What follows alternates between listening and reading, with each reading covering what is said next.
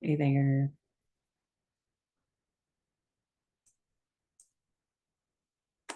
I have to make you a ghost. I know about that. I know about that. Hi.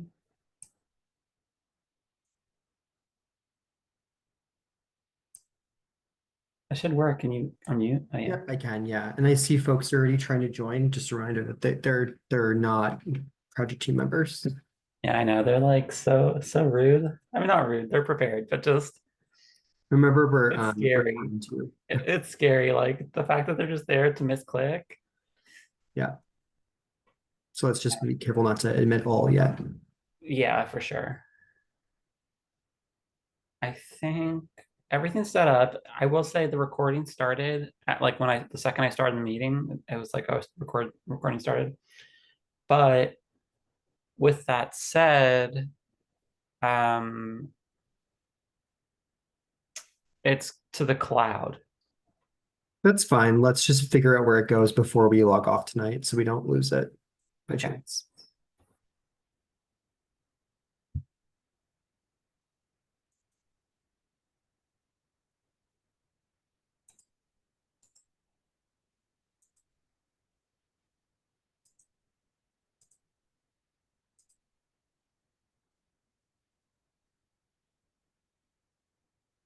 Yeah, we still okay. I just checked too.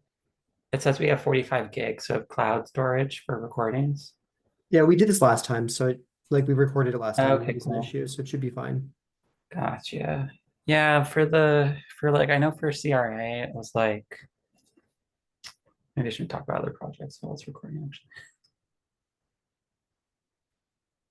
Just want to make sure our recording works. It's the bottom one.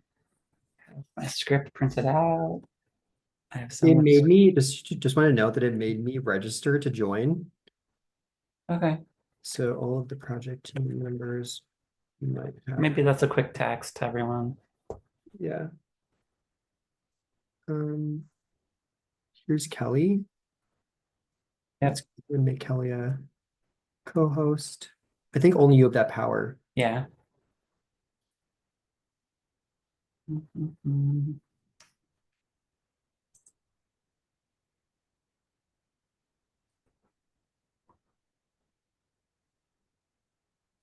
if you want to just share your screen, June 2, just to bring up the presentation, so Yeah, maybe I was good. thinking about that. Like it should just be on the screen anyway, right? Yeah, because we're just encouraging folks to then do the change their name as soon as they join.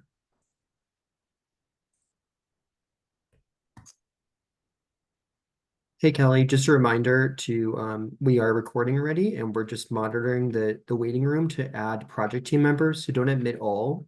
Just be careful about who we're admitting. They should be just the folks we know. Okay, thank you. I'm still trying Yeah. to fix the stuff with the information that goes in the chat.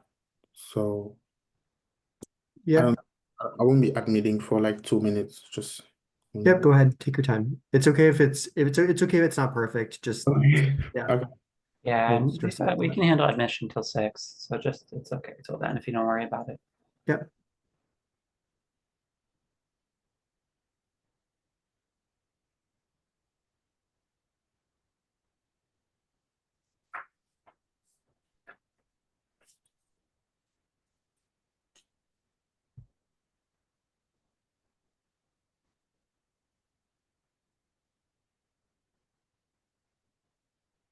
Okay, I just admitted Linda, the ASL interpreter.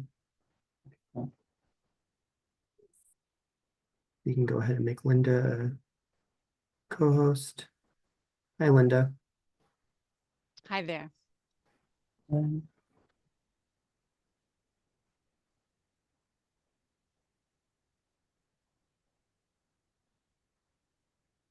Waiting for the project team to join.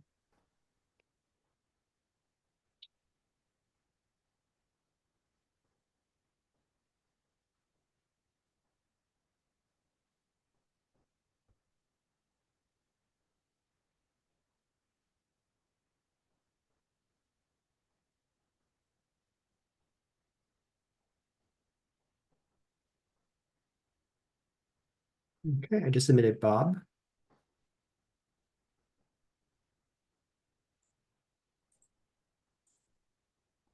Hey, Bob.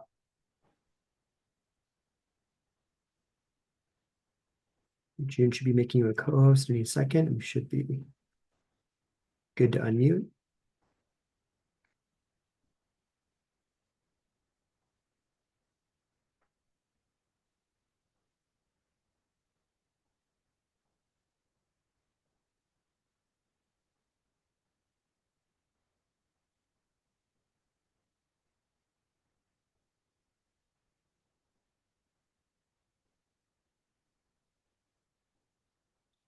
June, can you just confirm that you've, other than Kelly, who is a co-host, that we've remove everyone's ability to use the oh, to chat? chat? Yeah, no, I'm pretty sure it's off. I set that up. Great, thank you. And just their ability to unmute and to the calendar.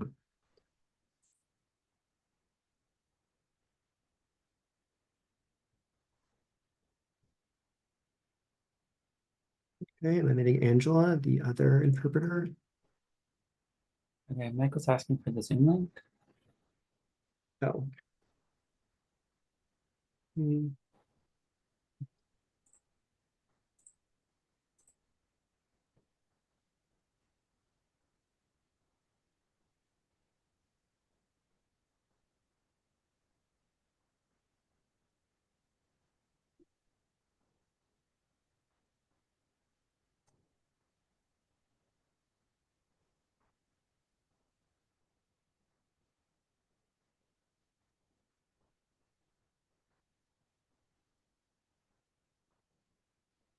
Okay, here's Michael. I think we're good. I'm just gonna, looks like some of these, just noting that some folks were admitted, I think just a bit earlier than we had planned.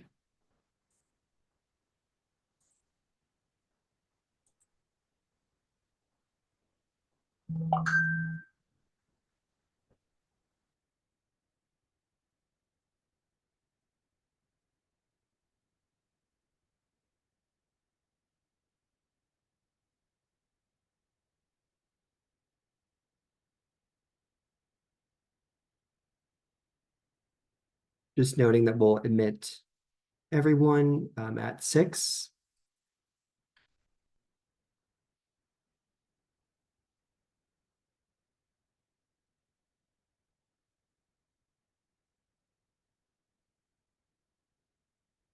So let's try to avoid using the admit all until 6 if possible.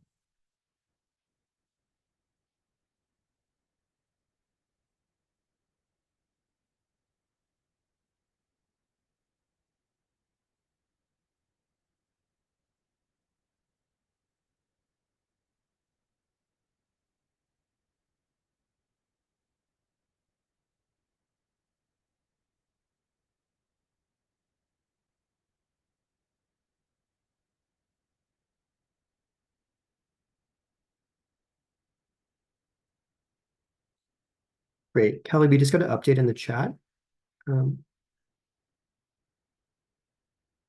Yeah, what do you want me to update?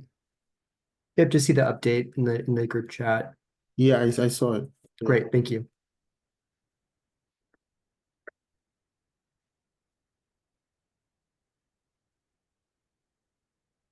Great, just a reminder if anyone's joined so far to update their names.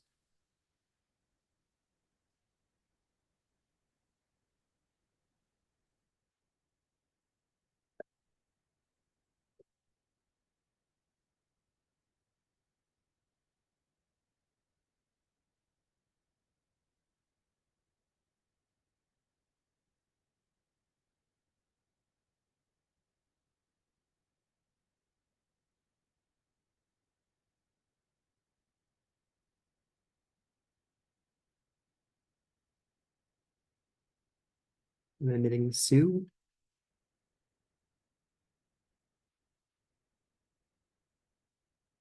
Just wanted to confirm, I think we have all of our co-hosts here, right? So we have, let's see, Michael, Kelly, Bob, Linda, Angie, June, myself.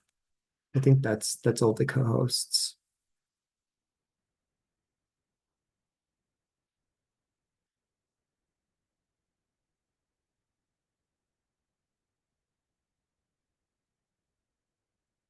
Great, Angie, I just saw your message. Thanks. Works for us.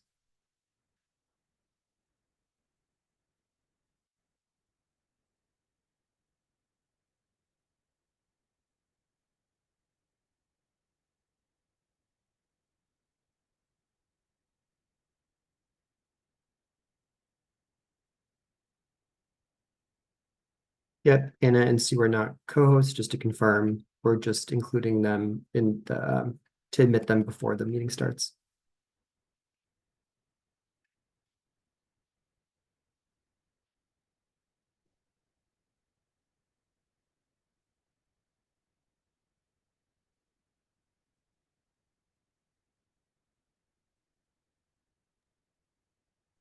Got it. Thank you.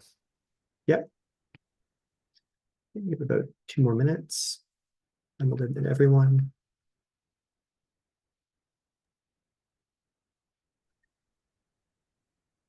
I know we'll wait a little bit to start, but let's not wait too long.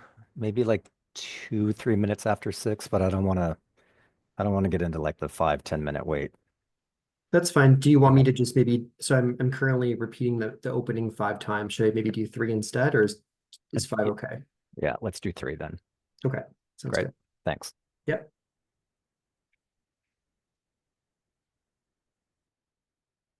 Any other questions? We have about a minute left before we admit everyone.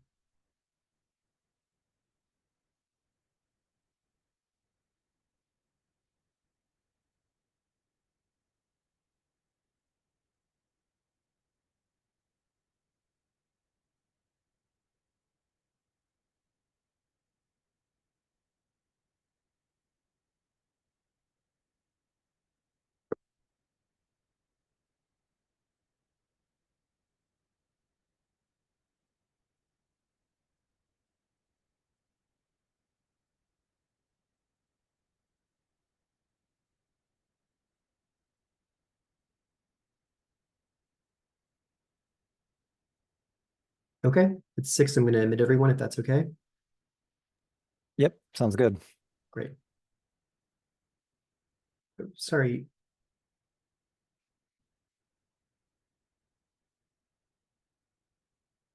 Hey, June, can we just make sure everyone that videos are turned off?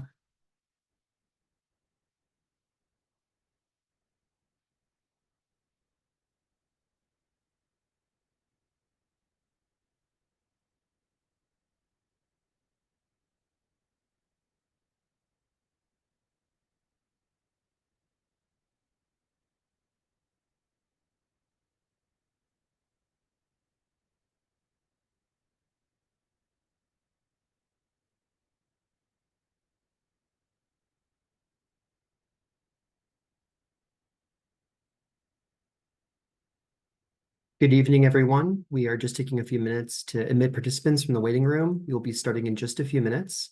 We kindly ask that you update your name on Zoom to the name that you registered with, so the team can easily identify you for the verbal comment portion of tonight's hearing.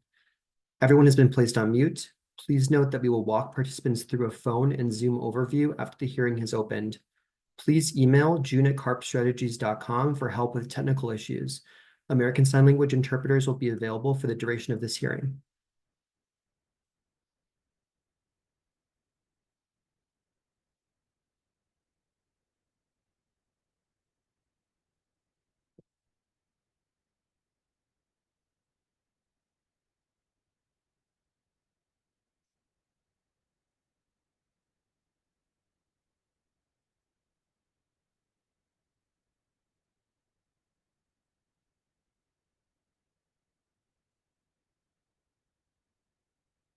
Good evening, everyone. We are just taking a few moments to admit every participants from the waiting room. You'll be starting in just a few minutes. We kindly ask that you update your name on Zoom to the name that you registered with, so our team can easily identify you for the verbal comment portion of tonight's hearing. Everyone has been placed on mute. Please note that we will walk participants through a phone and Zoom overview after the meeting has opened. Please email june@carpstrategies.com for help with technical issues. American Sign Language interpreters will be available for the duration of the hearing.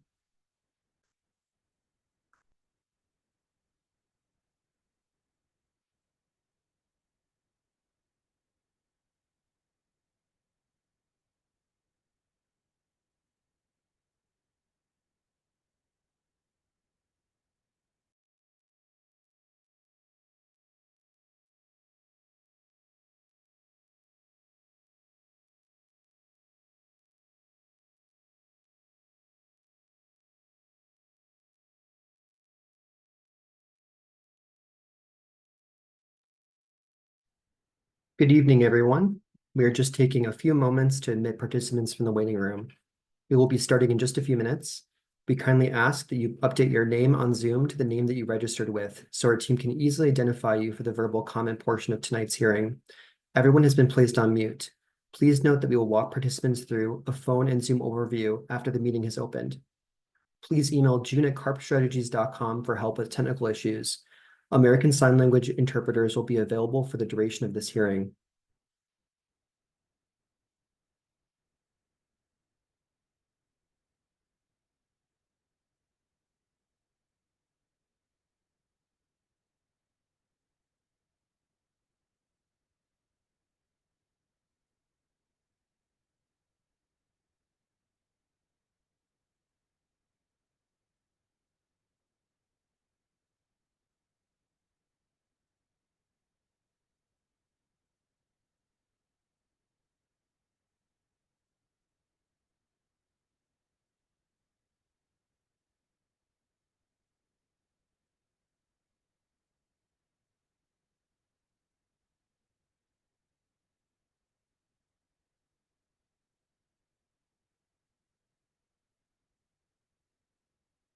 Good evening, everyone.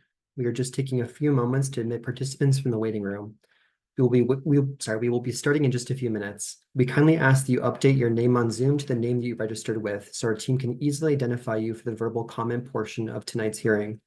Everyone has been placed on mute. Please note that we will walk participants through a phone and Zoom overview after the hearing is opened. Please email june@carpstrategies.com to help with technical issues. American Sign Language interpreters will be available for the duration of this hearing.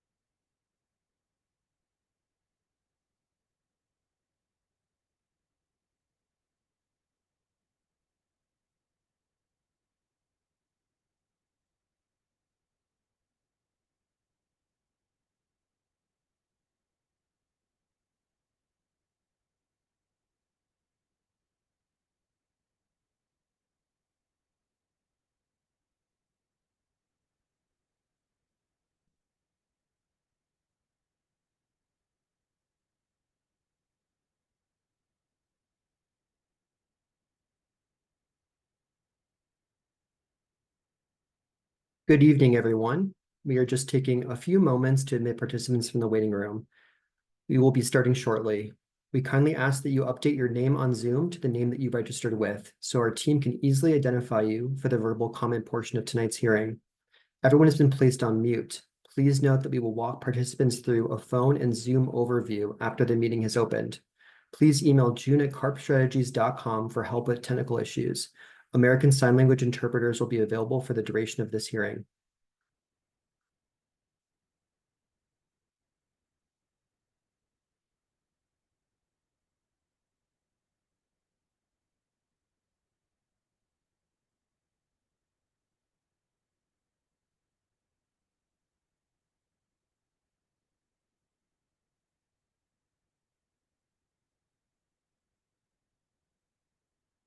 Good evening and welcome to the virtual draft environmental impact statement and general project plan hearing for the Creedmoor mixed use project. Thank you for joining.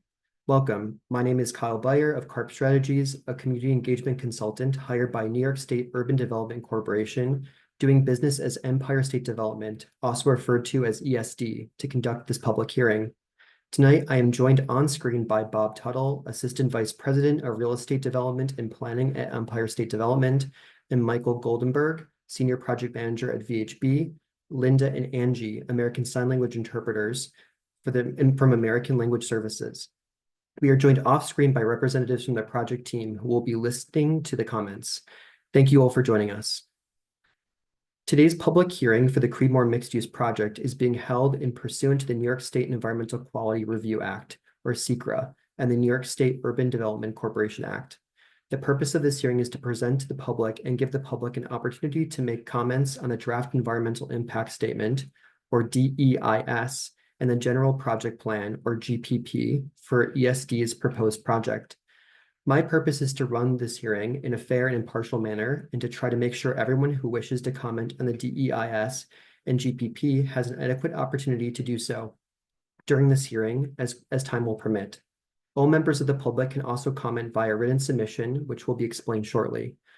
Please note this is not a question and answer session. It is instead an opportunity for you to present your views so that ESD can consider them in the final environmental impact statement, or FEIS, and make recommendations to ESD's directors for affirmation or modification of the GPP.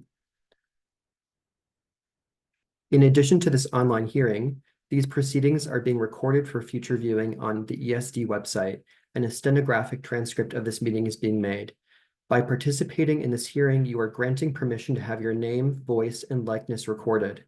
The full recording of this meeting, along with a copy of the full transcript, will be made available on ESD's website, esd.ny.gov/Creedmoor. At this time, I'd like to share a few housekeeping notes before we begin.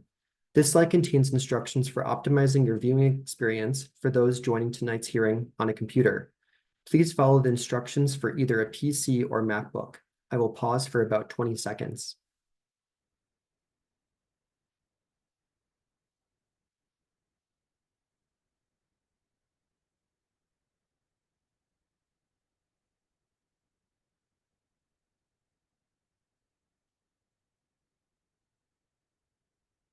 This slide contains instructions for those who wish to view the hearing. This slide contains instructions for optimizing your viewing experience for those joining tonight's hearing on a phone. Please follow the instructions for either an Android or Apple device. I will pause for another 20 seconds.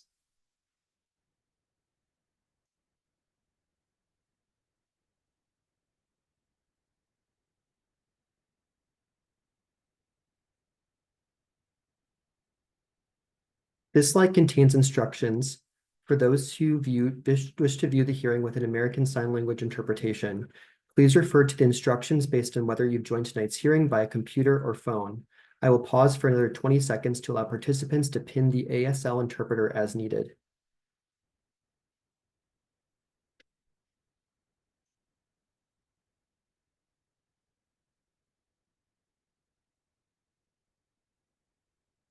Once again, the purpose of this hearing is to give the public an opportunity to make comments about Empire State Development's draft environmental impact statement, or DEIS, and the general project plan, or GPP, for the proposed project.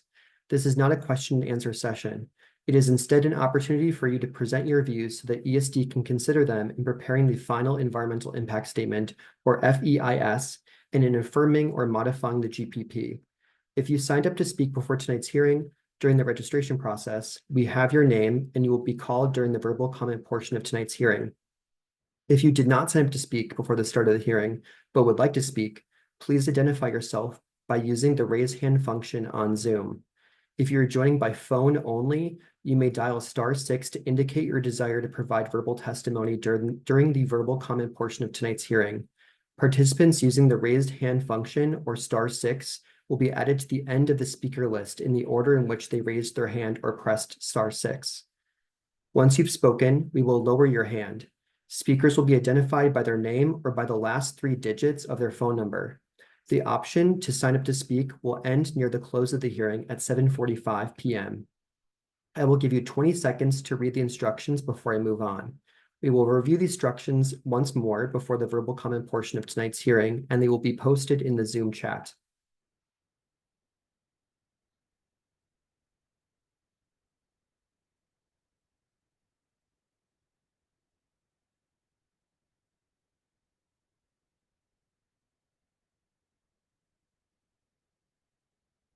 Aside from verbal comments made during tonight's hearing, comments may also be submitted in writing after the hearing via email to creedmooreis@esd.ny.gov or sent via U.S. Postal Service to Empire State Development, attention Vanessa Calazer, 655 3rd Avenue, 4th floor, New York, New York, 10017. Comments must be received before the end of the comment period, which is 5 p.m. Eastern Standard Time on Monday, March 3rd. We will review these instructions once more before the verbal comment portion of tonight's hearing, if you need to take note of these addresses or instructions again. Before we begin the verbal comment portion of tonight's hearing, we will hear from Bob Tuttle from Empire State Development on the public approval process and the proposed project, and then from Michael Goldenberg of VHB about the environmental analysis. Thanks, Kyle. Good evening, everyone, and thank you for joining tonight's public hearing. I'm Bob Tuttle. I'm the project manager for the Creedmoor Mixed-Use Project, and I'm in the Real Estate Development and Planning Division at Empire State Development. Tonight, I'll be walking everyone through the proposed project. But before that, I want to take a moment to discuss the purpose of tonight's hearing and the process this project is following. The purpose of this public hearing is to describe and receive comments on the general project plan and the draft environmental impact statement for the Creedmoor Mixed-Use Project. I'll begin with an explanation of the GPP, which will be followed by Michael providing an explanation of the DEIS. The proposed project is a land use improvement project under the Urban Development Corporation Act. The UDC Act, through the GPP, authorizes ESD to override New York City zoning. In lieu of zoning, ESD will establish design guidelines for the project. The design guidelines govern development of the project site, including site planning, land uses, densities and floor area, building heights and setbacks, parking and loading, and open space. The GPP contains general information about the project and purposes and need for the project, an explanation of the anticipated site acquisition and development process, an explanation of the proposed zoning override, and ESD's environmental review process under SECRA. The New York City Department of City Planning has been advised of and has given input on the draft design guidelines for the project. And ESD will continue to consult with NYC Planning as the project advances. The comments received here tonight, along with those that are submitted throughout the comment period, will be considered and responded to in the final environmental impact statement, and will be considered in the recommendations made to the ESD directors for affirmation or modification of the GPP. And here's the process we're following for this project. Beginning in January 2023, ESD hosted a series of workshops with over 600 attendees and met with over 40 local organizations to gather input on the future of the Creedmoor campus. This outreach shaped the Creedmoor Community Master Plan that was released in December 2023. And in the first half of 2024, ESD met with neighborhood civic associations to hear their feedback on the master plan. In July 2024, the draft scope of work was prepared, And this is the document that explains what will be analyzed in the environmental impact statement. There was a scoping meeting, similar to tonight's public hearing, where the public had an opportunity to comment on the draft scope of work. In December 2024, we held our first Community Advisory Committee meeting, also known as a CAC. The CAC consists of community advocates, representatives of community institutions, and technical experts. At that meeting, ESD discussed the project with the members and received their feedback. The CAC will continue to meet as the project phases advance, and its meetings are open to the public. Also last December, we released the final scope of work, which incorporates comments the public provided on the draft scope of work and includes response to comments, where every comment received from the public is responded to by ESD. We also presented the GPP and DEIS to the ESD directors and published those materials for public review. And that brings us to today's GPP and DEIS public hearing, which will be followed by a 30-day comment period for people who would like to provide written comments or leave a voicemail. In the second quarter of this year, the final environmental impact statement is expected to be completed, followed by an ESD directors meeting to adopt the secret findings and affirm or modify the general project plan. With an understanding of the purpose of tonight's hearing, let's take a step back to discuss why this project was initiated in the first place. I'll take a moment to share some housing information that was presented to the CAC and the ESD directors when the directors adopted the GPP and certified the DEIS into public review. Between 2021 and 2023, the city added over 6,000 homes. However, the city's vacancy rate fell to its lowest level since 1968. Citywide, the vacancy rate was 1.4%, and in Queens, it was 0.9%. That rate is significantly lower than the 4.5% vacancy rate in 2021 and the 3.6% vacancy rate in 2017, which was the last time the survey was taken before COVID. And for a little perspective, a housing emergency in New York City is defined as a vacancy rate below 5%. From an income perspective, New Yorkers earning below $200,000 a year don't have access to the majority of rental units on the market without becoming rent burdened.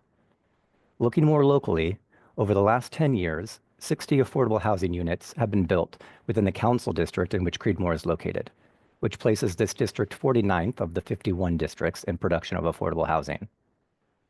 On the home ownership side, homes in low-density zoning districts like this one have become substantially more expensive.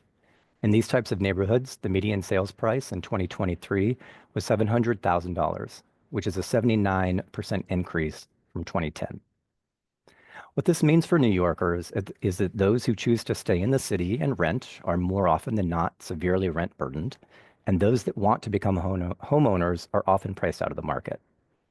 This project is an opportunity to help deliver on Governor Hochul and the New York State Legislature's 2024 budget and associated legislation to address the city and state's housing crisis by increasing the housing supply and creating affordable housing opportunities.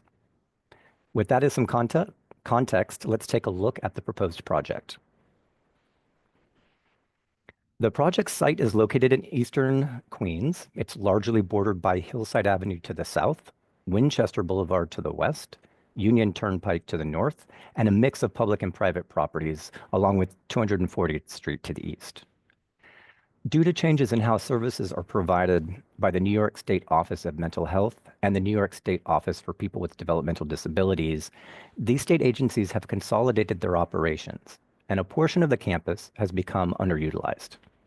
However, both agencies continue to bear the financial and administrative burdens of securing and maintaining these vacant and deteriorating buildings. And the surrounding neighborhoods have a large underutilized and gated area within their community. This underutilized area is our project site. The site is approximately 59 acres within the larger 125-acre Creedmoor campus. The remaining approximately 66 acres will continue to provide patient services and be operated by OMH and OPWDD. The proposed project would redevelop the project site from a gated and underutilized campus into a mixed-use community with visual and physical connections to better integrate the project site with the adjacent neighborhoods.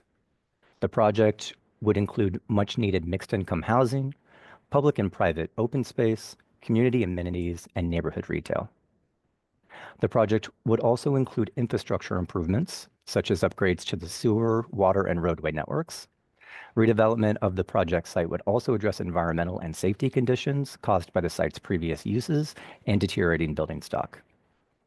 And in addition to housing, amenities, and infrastructure, the project would further the state's commitment to minority and women-owned business enterprises by creating access to jobs and contracting opportunities during the planning and construction phases of the project.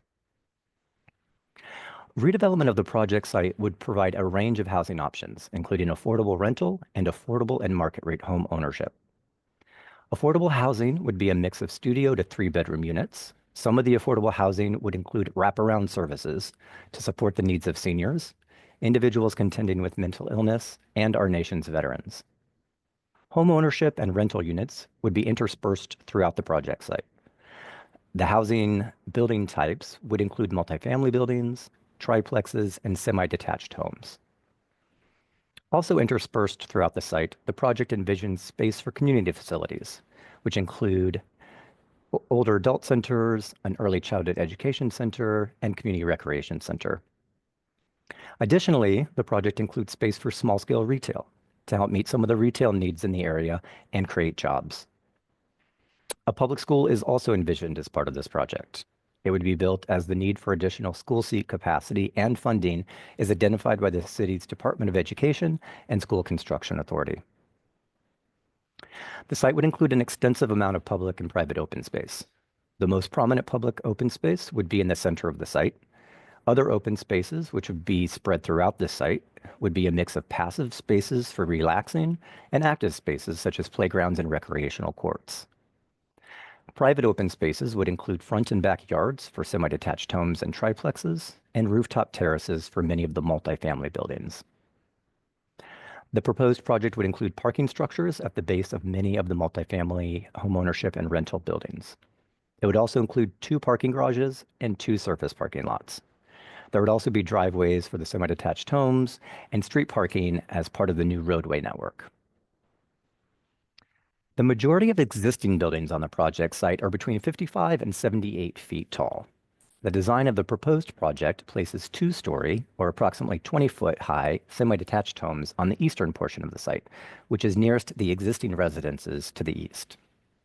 Behind these semi-detached homes and more interior to the project site would be 3-story, or approximately 30-foot high, triplexes, before reaching buildings that would be 4 to 8 stories, or approximately 45 to 85 feet. Housing with frontage on Hillside Avenue would be 4 stories, or approximately 45-foot high, before rising to between 5 and 8 stories on the project site's interior blocks.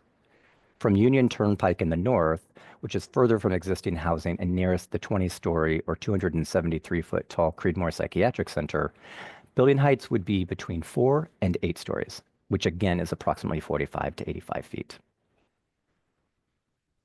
The proposed project is planned to be phased development. Phases A through F would involve development such as housing and infrastructure, and phase G would be upgrades to OMH's street network to comply with New York City DOT standards. In addition to ensuring that population growth is incremental, the phasing strategy spreads the use of state and city subsidy over multiple capital budget plans.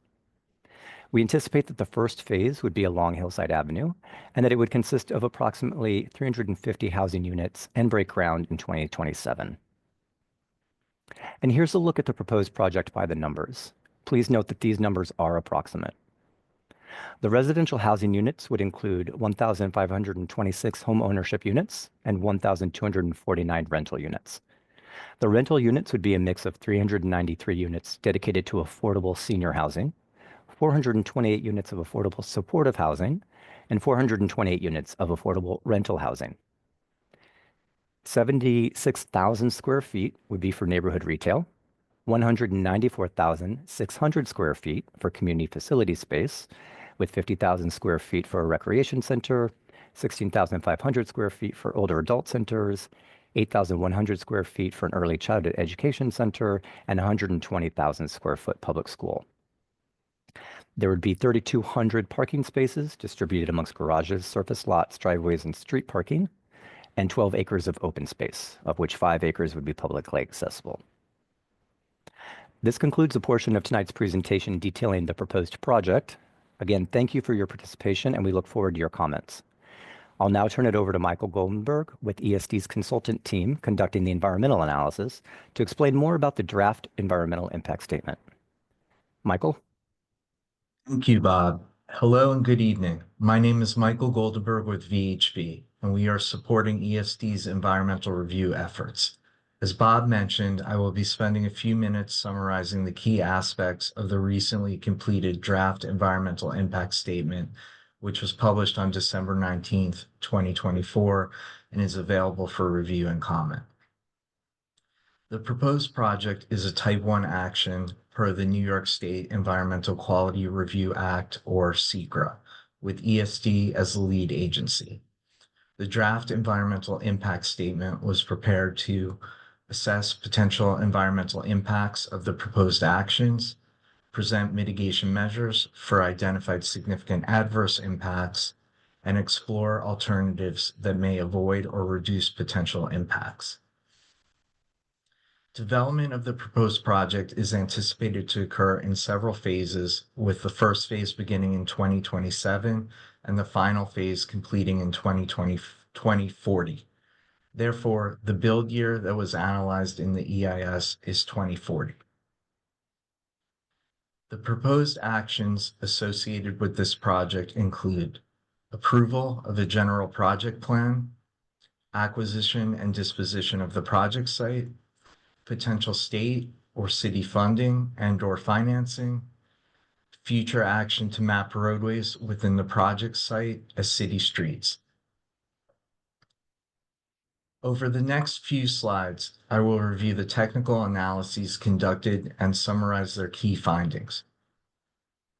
Since the proposed project is located in New York City, ESD, as the lead agency for the preparation of the EIS, has followed the guidance, methodologies, and thresholds presented in the New York City Environmental Quality Review, or CEQR, technical manual. For the technical areas shown on this slide, ESD has conducted detailed analyses which are described in the draft EIS. The 5 technical areas that are shown in green are those where the proposed project was found to have a significant adverse impact, which I will explain next.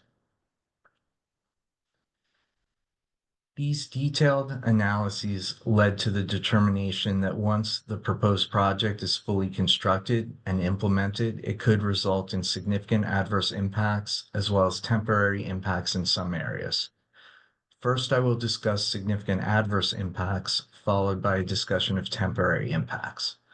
Significant adverse impacts to the following resources include: based on the project's new residents, the proposed project would result in a significant adverse impact to public libraries. Direct impact to historic architectural resources related to the loss of buildings and copper-covered walkways. The project would also result in contextual impacts to nearby historic resources. Traffic delays. Additionally, during the construction period, there could be temporary significant adverse impacts as follows. Temporary impact on early childhood programs due to the increased population until the proposed on-site childcare facility is operational. This impact would occur between the start of construction of Phase B in approximately 2029 and the completion of Phase C in 2033.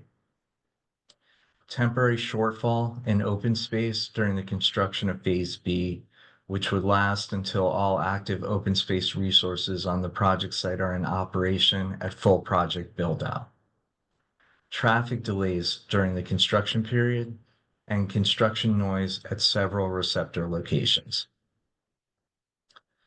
Based on these findings, as presented in the draft EIS, ESD is exploring potential mitigation measures to address these impacts. Potential mitigation measures to address libraries will be explored with the Queens Public Library. To mitigate the potential childcare center impact, ESD is exploring a phasing modification to include the proposed childcare center in an earlier phase of construction. Potential open space mitigation is also being considered. Currently, ESD is in consultation with the New York State Office of Parks, Recreation, and Historic Preservation to identify suitable mitigation measures for the adverse effect to architectural resources.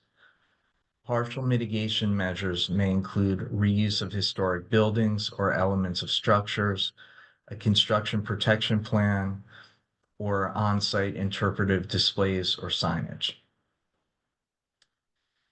The EIS identifies traffic capacity improvements such as signal phasing and timing changes that would be implemented by the New York City Department of Transportation or NYC DOT. These measures will not fully mitigate all traffic delays. For construction traffic, several intersections would remain unmitigated as detailed in the construction chapter of the DEIS.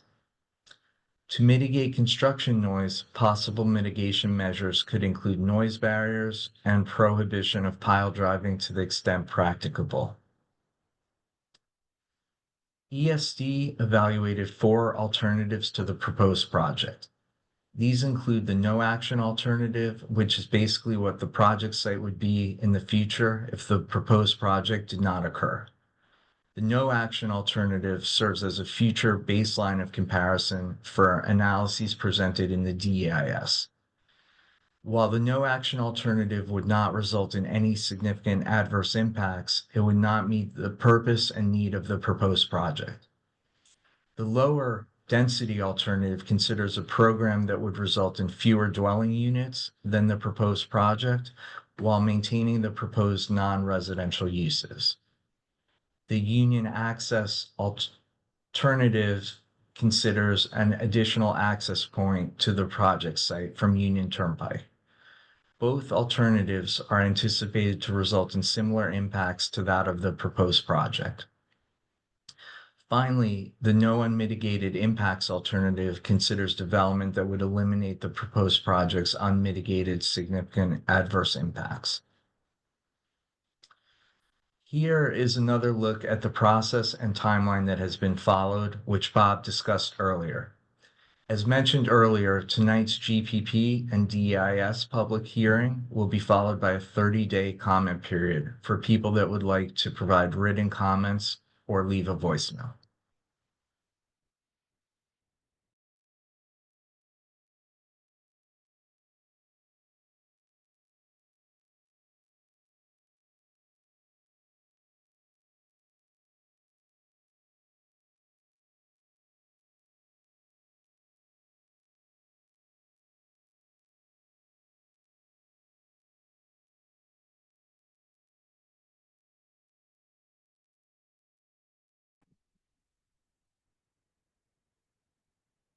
Thank you, Bob and Michael. As we begin the verbal comment portion of tonight's hearing, we are joined by the following elected officials and a representative of the community board who have asked to address the hearing.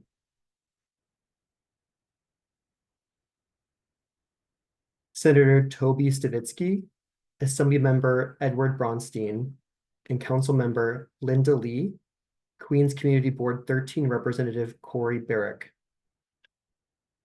Thank you all for joining us this evening. Please prepare to speak. I will call your name and you will be prompted to unmute yourself and will have the option to share your video.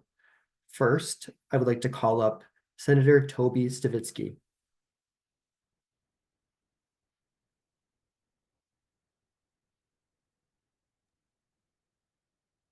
Kyle, I think the senator is going to join us in just a little bit. Okay, thanks. Thanks. Okay, then I'll call up Assemblymember Edward Bronstein.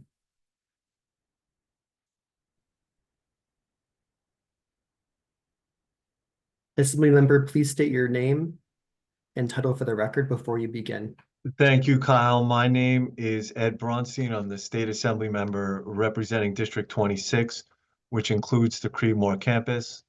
I spoke to Senator Stavitsky earlier. She was having trouble logging on she will be submitting written testimony that is very similar to what I'm about to read. So I'm going to start with some prepared remarks, and then I'll just make some comments. From day one, I have said that any proposed redevelopment of the Creedmoor site should be community-driven and must reflect the vision and needs of the local community. 2 years ago, ESD kicked off what was billed as an outreach and engagement process, and in the time since has hosted virtual and in-person public hearings, welcoming the community to submit their input on the proposed development. The community responded, attending meetings with questions, comments, and concerns. However, as the process wore on and with the release of the master plan, it became clear that the community input was largely ignored. Density concerns remain. Queens Community Board 13 and local civic organizations have provided a wealth of feedback on the ESD proposal. Considering that the neighboring Glen Oaks Village has approximately 2,900 garden-style units spread out over 110 acres, and ESD proposes nearly the same number of units, some in 6 to 8-story buildings on about half the acreage, the community understandably has concerns. The community is already underserved as far as transit options are concerned. A project of this density would put a great strain on local roads, infrastructure, and emergency and municipal services. That's why Community Board 13 proposed 1,000 new housing units in lower-rise buildings on the 59-acre site. This is a reasonable proposal that puts the site closer in line to the surrounding density while building new housing. Unfortunately, and despite this, the master plan remained largely unchanged from previous proposals. It's not enough to host feedback sessions. Feedback must be actually realized. For these reasons, I do not support the plan in its current form. I urge ESD to go back to the drawing board and come up with a proposal that thoroughly implements the community's input. So essentially, you know, my point is that this is being billed as a community-driven project. You're calling it the community master plan, but it's anything but that. I mean, we've heard from civic groups, we've heard from the community board. If you ask the local elected officials, Senator Stavisky, myself, I believe Councilwoman Lee may testify later. We've all expressed concerns over the density of this proposal throughout the entire process. We understand the desire to create new housing. We appreciate that concern. We believe there should be new housing at the site. We just believe that doubling the density of the surrounding community puts too much of a strain on the local infrastructure. So once again, this is another community input session. Once again, the local community is expressing their concern with the proposal, and the ESDC continues to go forward in calling this a community-driven plan when it's anything but. And I just want to point out that Senator Stavisky and I have opted not to participate in the Community Advisory Council because this is essentially just a charade. And we don't want to lend credibility to a charade that the community has a voice in any of this. So I appreciate the opportunity to express myself, to express what I believe is the concerns of the community I represent. And moving forward, I will continue to oppose the density of this project and hope that ESDC will finally recognize that and come back to the community with a more appropriate proposal. So thank you for the opportunity to speak. I appreciate it. Thank you, Assembly Member. Next, I'd like to call up Councilmember Linda Lee. Councilmember, please state your name when you're ready. Sure. Can you guys hear me? Yes. Okay, perfect. Hi, my name is Linda Lee, council member for District 23. And I think, Ed, you said it the best. You basically laid out a lot of our concerns that us as the local elected officials have, which is around all of those things. I want to emphasize the infrastructure, the density, the height of the buildings, which we all had stated were concerns of ours in the initial proposals. And right now you have about 100 people who are on this call waiting to testify. And I just want to thank those of you that are waiting patiently to testify and have your voices heard from the community. And I just want to emphasize again what Assemblymember Bronstein already said, which is the importance of community input in this plan.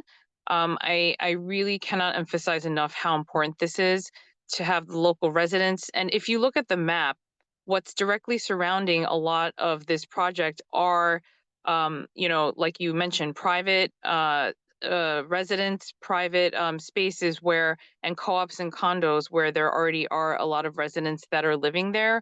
And I don't think that this plan goes far enough in terms of incorporating a lot of the feedback and concerns that the community has had throughout the listening sessions. And I, encourage everyone, obviously, as always, this is a public hearing and this is meant for community input to really specifically address any concerns that you may have. And of course, myself, Senator Stavisky and Assemblymember Bronstein have been hearing the community's concerns on this. And we're hoping that we will still be able to negotiate certain aspects of this plan.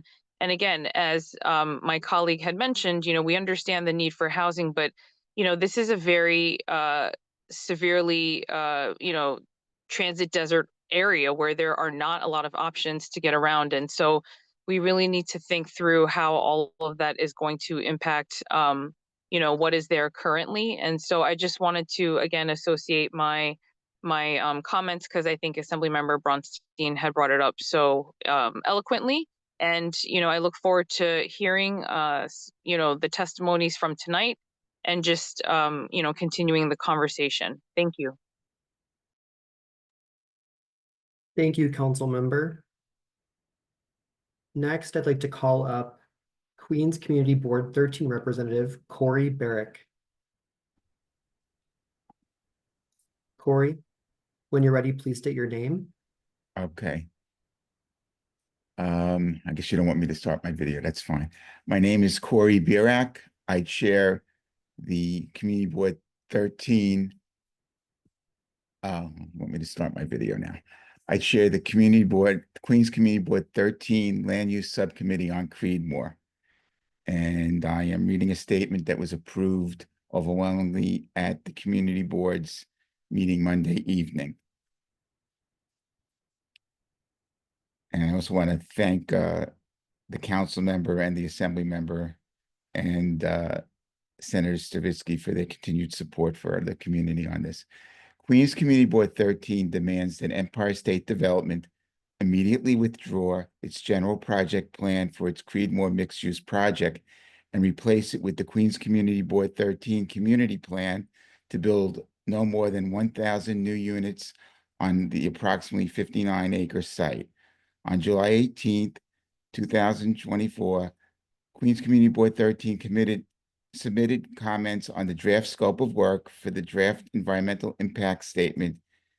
Queens Community Board 13 then testified that following ESD's release of the DSOW, a group of fellow civic leaders met with community board leaders and found it essentially changed very little from the misnamed Creedmoor Community Master Plan released the previous winter that failed to follow the community recommendations.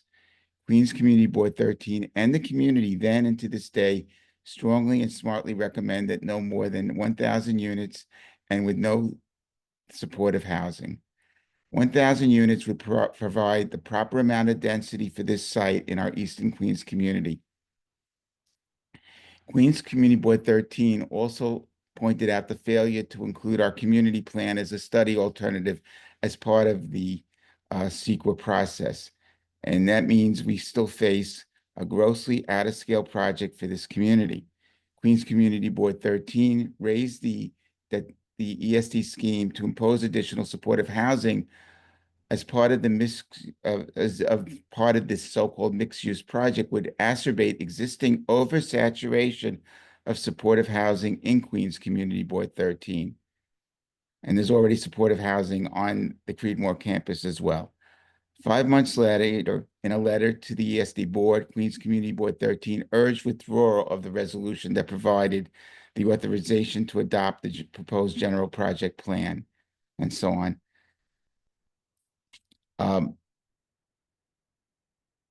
The ESD's board ignored the community's position that ESD withdraw its resolution and commit instead to work on the Community Board 13 and community on implementing our plan, which emphasizes community affordability. No plan to develop this Creedmoor site can be ultimately realized without the support of the Queens Community Board 13 and its community.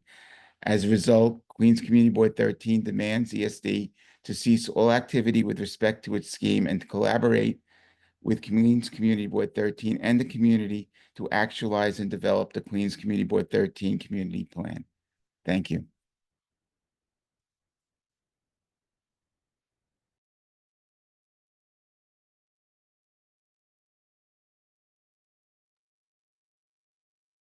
Great. Thanks so much, Corey.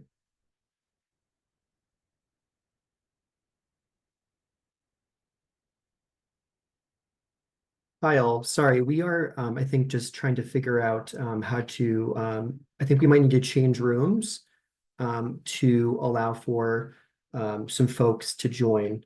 So we are just trying to figure that out currently. I will send a link shortly with the new Zoom so we can jump to that room, and we will move the verbal comment to that section.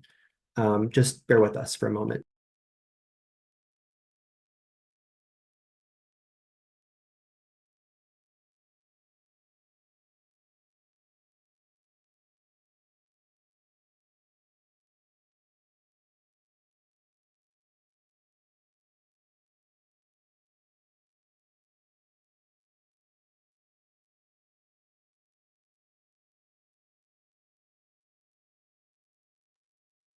Okay, it looks like maybe the problem resolved itself. I think we can move on to the next section. Apologies for that mix-up. So the next slide contains instructions for those who wish to view the hearing with American Sign Language interpretation. Please refer to the instructions based on whether you've joined tonight's hearing by computer or phone. I will pause for 20 seconds to allow participants to pin the ASL interpreter as needed.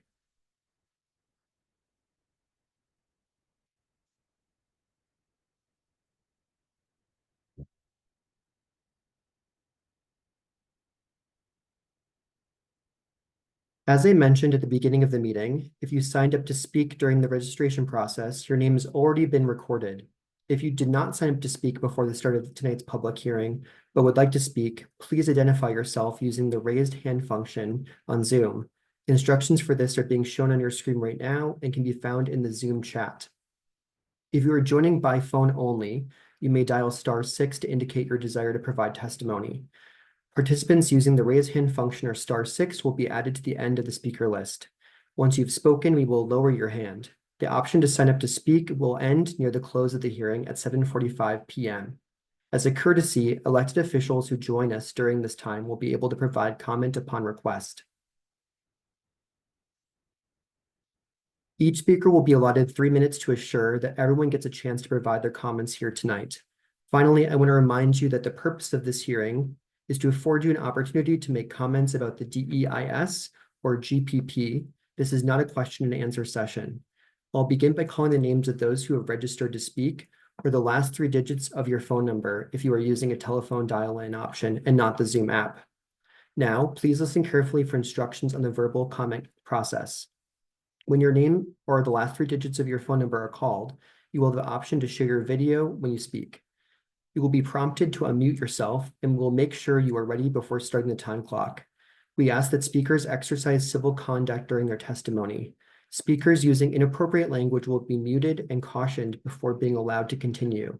When 3 minutes have passed, you will be muted and your video will be shut off to allow for the next speaker. And you will be invited to send any remaining comments to ESD's mailing or email address. Before you begin, please state your name and affiliation for the record. If you are appearing as a representative of an organization or governmental entity, please identify the organization or entity.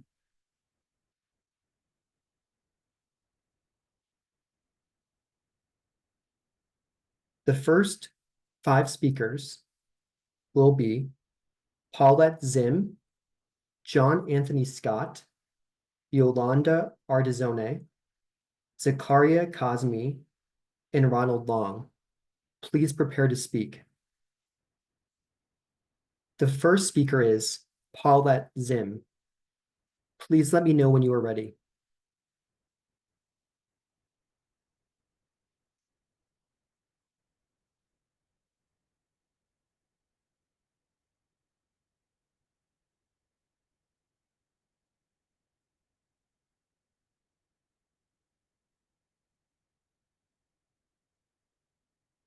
The next speaker is John Anthony Scott. Please let me know when you are ready.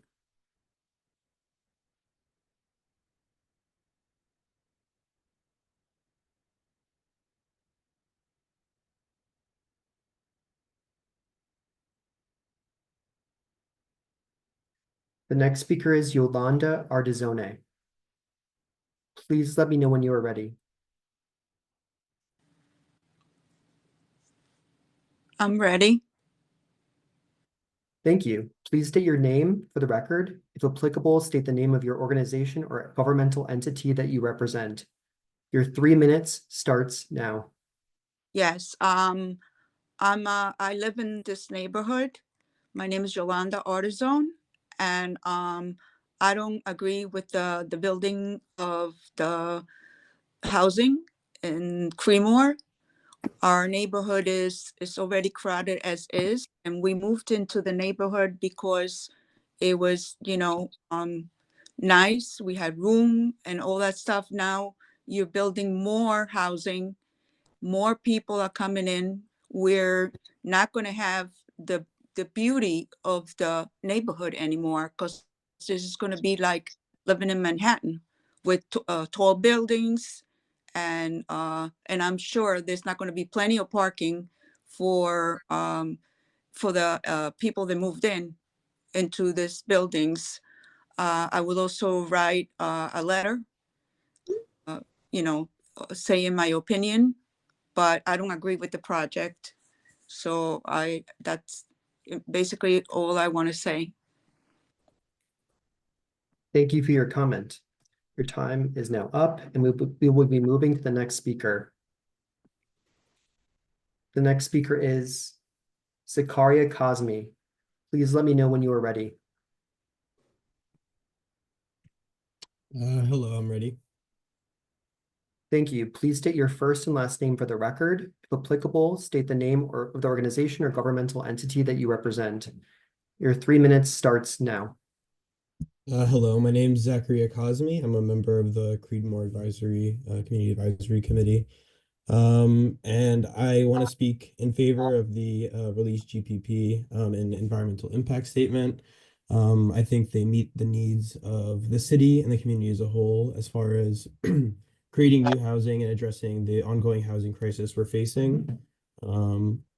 3 things that I want to especially mention and hope to see continued as this project continues is that the scale and the speed of this project are not decreased. I don't want to see any delays, and I want to see the density remain the same, primarily because, again, it solves it's a step in solving the housing crisis we're facing in the city.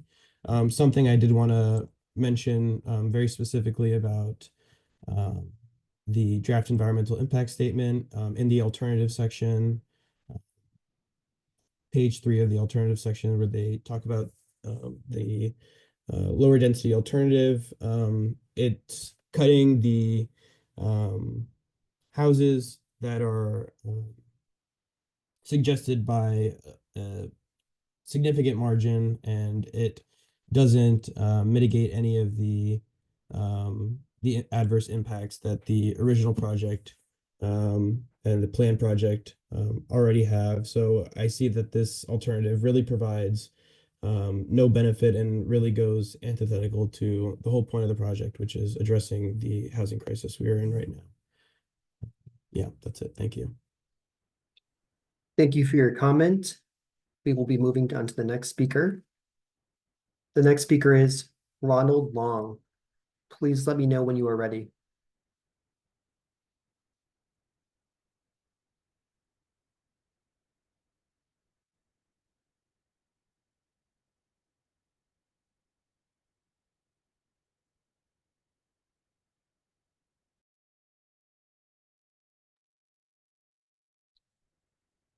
The next 5 speakers will be Arlene Schlesinger, Jeffrey Connors, David Pecoraro, Minnie Ramble, Paul Busilano.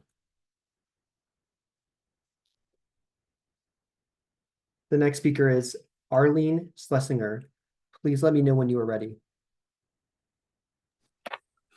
Good evening, all. My name is Arlene Schlesinger, and I'm here representing the neighborhoods of Belrose and our community of Hollis Hills. I'm glad that Corey got to say that letter from Community Board 13. The letter states firmly against the current Creedmoor master plan as it is, echoing the concerns of the civic leaders and residents we have voiced for well over a year. The letter isn't just words, it represents the voices of the community, civic association, and local leaders who truly understand the area's needs. We're not being unreasonable in our asks. The requests made by Community Board 13 are fair, balanced, and reflect what this community actually needs. Yet Empire State Development has remained tone deaf to our concerns for a year and a half. Ignoring Community Board 13's well-founded objection, pushing forward with this overdevelopment is an insult to the residents of Eastern Queens who will be directly impacted. The Belrose community and nearby areas already have 80% more supportive housing than most areas in the city. This community has already done more in its fair share in providing housing and services, yet ESD continues to push even more on us without the regard for the strain on the resources and the infrastructure. I also did notice in your introduction, when you talked about infrastructure, you didn't mention the electric grid and how much strain that would put on it. The Creedmoor plan would bring between 10 and 12,000 people into an area that cannot support them. Community Board 13 civic leaders and local residents have pointed this out repeatedly, that a 1,000-unit plan is far more reasonable and sustainable. I represent a petition of almost 4,800 residents who are against this development. These signatures were gathered the old-fashioned way by going door to door, speaking with our neighbors and listening to their concerns. Many of these residents barely speak English and are fearful of this plan. In July, I was on the phone for nearly an hour with 2 representatives from Empire State Development. It's now January. They told me they'd get back to me. The same pattern repeats at civic meetings. We're simply met with vague, gauged answers and empty promises of getting back to us. This is not acceptable. CUNY Board 13 and Civic Association local boards and represents tens of thousands of residents, yet ESD pushes to push forward like a freight train without brakes. You have to hear us. A win-win situation is possible as long as ESD will listen to us. We demand an in-person sit-down with ESD, with our civic leaders, our elected officials, not outsiders, to create a plan that both the community and ESD benefit from. It's time to stop ignoring us, hear us, work with us, and find a real solution. Thank you. Thank you for your comment. We'll be moving on to the next speaker. The next speaker is Jeffrey Connors. Please let me know when you are ready.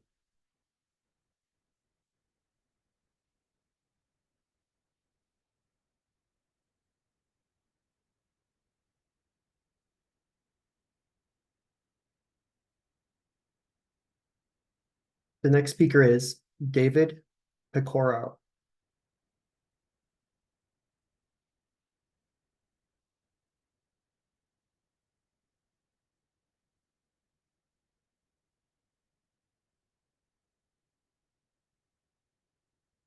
The next speaker is Minnie Ramlal.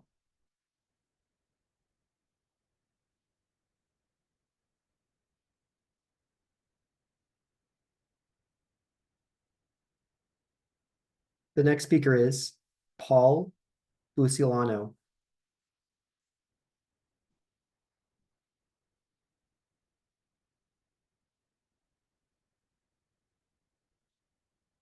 The next 5 speakers are Angela Castellano, Victoria Paulo, Miriam Bensman, Karen Bale, and Kathy Lotto. Please prepare to speak. The next speaker is Angela Castellano. Please let me know when you are ready.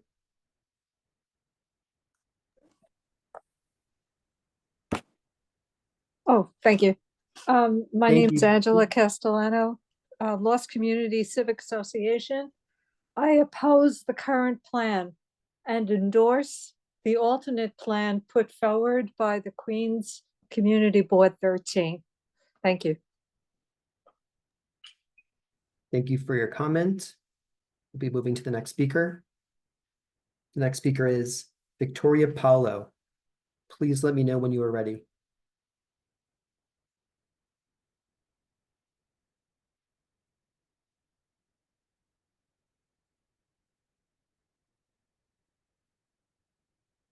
The next speaker is Miriam Bensman.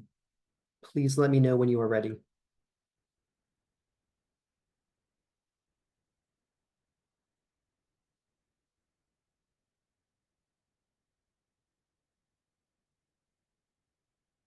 The next speaker is Karen Bale. Please let me know when you are ready. Hi there. Thank you. Please state your first and last name for the record. If applicable, state the name of the organization or governmental entity that you represent. Your So 3 minutes starts now. my name is Karen Bale, and I'm talking to you as a civic leader for the House Hill Civic Association. I just want to say that I oppose this plan in its current form. Thank you for having me. I'm so baffled by this housing crisis that people keep mentioning because there are tens of thousands of units that sit empty in NYCHA buildings, but our government is not working on fixing those, and perhaps that would be a good use of some attention. But I stand before you today, deeply disheartened and frustrated, and also disillusioned by what's been unfolding for the last 2 years. We were told to believe in the sanctity of democracy and that our voices would matter and our concerns would be respected. And the democratic process was alive and well, but we've witnessed nothing short of a facade because we're here once again. And I believe at the beginning of the call, Kyle mentioned that you're here to listen to our concerns, to negotiate. But none of our concerns seem to be taken into consideration because the same plan keeps being presented over and over again. And I find that strange. When the borough president mentioned in his spring newsletter that over 2,000 units would be built on the Creedmoor campus, it kind of felt like a slap in the face because we were promised negotiations with the community. Where were the real opportunities for dialogue? Instead, we were met with defensiveness, dismal accusations of NIMBYism, and we have over 4,700 local residents that signed a petition in opposition of the project in its current form. No one's saying, let's not compromise, let's not come to the table. But every time we get like more opposition and more indifference. So at many of these meetings, there were contractors and realtors and all these different types of folks who had some sort of like a vested interest in this project. But myself, a civic leader, and others were not invited to all of these meetings who were going to be directly impacted by the development. We were left out of these conversations. We were never truly consulted. And I'm just curious why our concerns were ignored. And was it ever meant to be this way, or was it ever meant for us to be part of this decision-making process before it even began? This isn't democracy. It's a show, a really well-rehearsed performance that make us feel like we had a voice when in reality all decisions were made behind closed doors. And now we're left with a shattered trust and a fractured sense of community and the painful realization that you're probably going to do this project. And we're here again saying the same thing. The borough president also voted yes for the city of Yes when 12 out of 14 community boards in Queens said no. So I'm just really saddened by the utter lack of meaningful engagement and the failure of Empire State and the borough president to really try to find a solution because there was no genuine dialogue and there was no real effort to try to understand the concerns of the people that were going to bear the consequences of the development. Instead, we were silenced and other voices were being amplified, like. Thank you for your comment. Your time is now up. We will be moving on to the next speaker. The next speaker is Kathy Lotto. Please let me know when you are ready.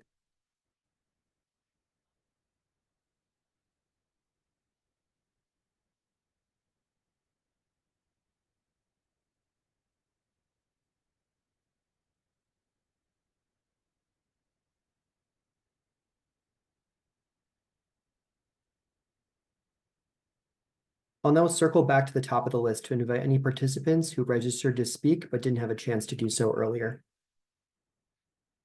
The next speaker is Paulette Zimmerman. Please let me know when you are ready.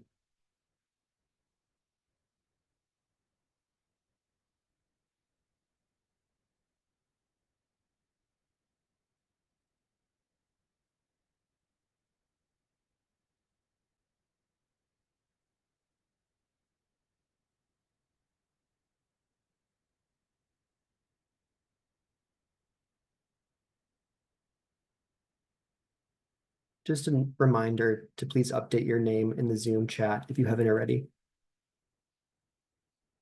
Also noting that if you're raising your hand, we've recorded you and we'll lower your hands once you've spoken.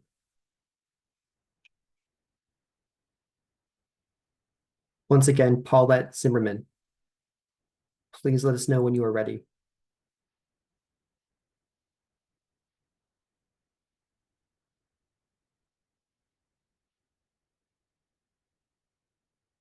The next speaker is John Anthony Scott. Please let us know when you are ready.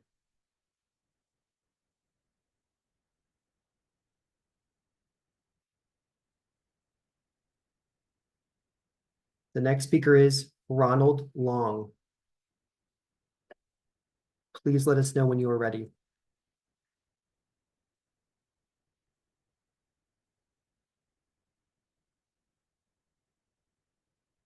The next speaker is Jeffrey Connors. Please let us know when you are ready.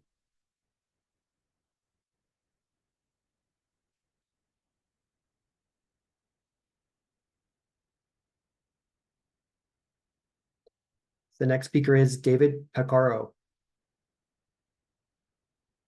Please let us know when you are ready.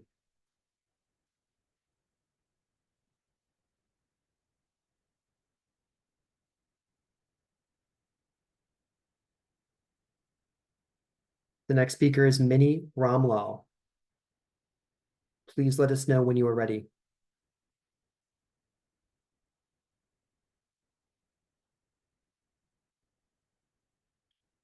The next speaker is Paul Lucilano. Please let us know when you are ready.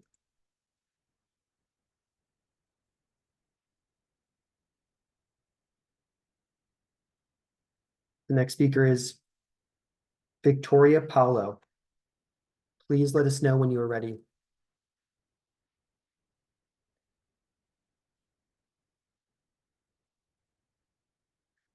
The next speaker is Miriam Bensman. Please let us know when you are ready.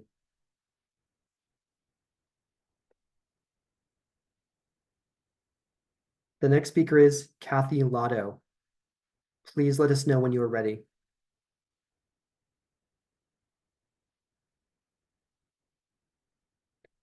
The next 5 speakers are Tanya Cruz, Robert Friedrich, Jennifer Barada, Mary Waite, and Lori Friedman. Please prepare to speak. The next speaker is Tanya Cruz. Please let me know when you are ready. I'm ready. Thank you. Please state your first and last name for the record. If applicable, state the name of the organization or governmental entity that you represent. Your 3 minutes starts now. My name is Tanya Cruz, and I'm speaking for the general public and supportive of Cory Burak and the resolution that was recently passed at Community Board 13. I have been on Community Board 13 for over 20 years, and I've watched my board members from the North constantly try to develop at Creedmoor that would not cause any congestion or anything changing. And I have never seen the state in all my years come support the community's effort to see what we can put in Creedmoor. We have a governor that has come in, has stated that there's a housing crisis, and automatically just come to the state property yet again and decide what is going there with no consideration of the community that has been there 50 years. And it's awful that this would happen. The prior governor decided to put UBS on state land to the east of this property that is actually killing that same community. So I don't know how much the community in the north can tolerate, and the insolence of the state to their concerns is remarkable. And it's not something that we support, not a process that engaged and was led by the community. And even the state elected officials have time and time again for decades explained this to the state. Thank you. Thank you for your comment.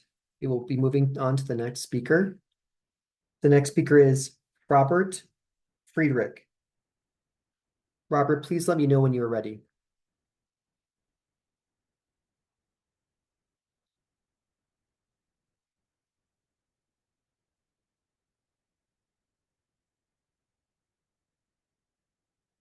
My name is Bob Friedrich, and I am president of Glen Oaks Village, a co-op located adjacent to Creedmoor. We are a working-class community of 10,000 residents with 2,904 apartments and 134 two-story buildings. We are the largest garden apartment co-op in New York. The ESD's plan being presented remains essentially unchanged from their original proposal. Although the report contends that they met numerous times with community stakeholders, the plan reflects none of the comments, letters, and suggestions made by 14 civic associations and Community Board 13. It's as if all of our outreach fell on deaf ears. This is not a plan coming out of community collaboration, but a plan in which the community was excluded.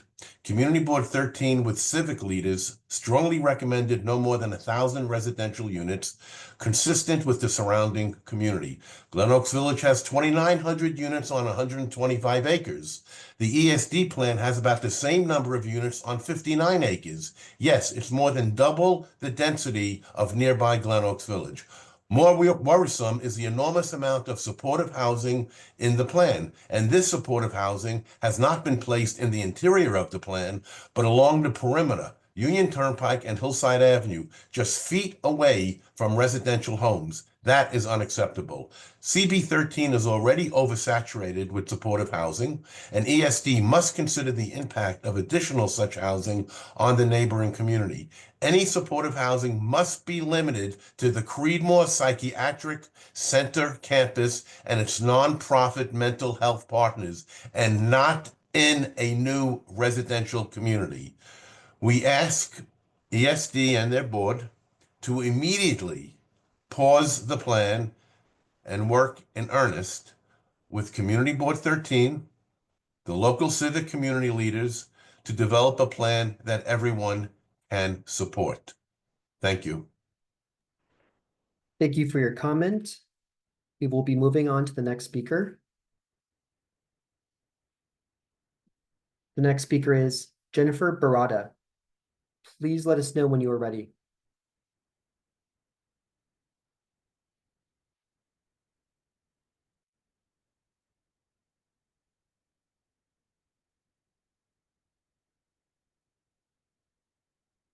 The next speaker is Mary Waite. Please let us know when you are ready to speak.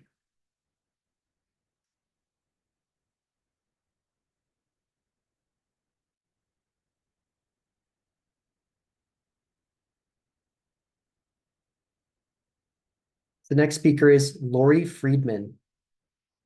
Please let us know when you are ready to speak.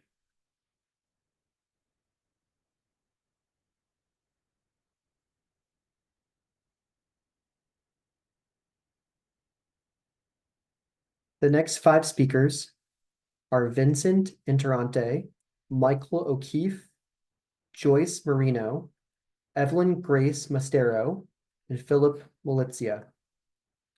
Please prepare to speak. The next speaker is Vincent Interante. Please let me know when you're ready to speak.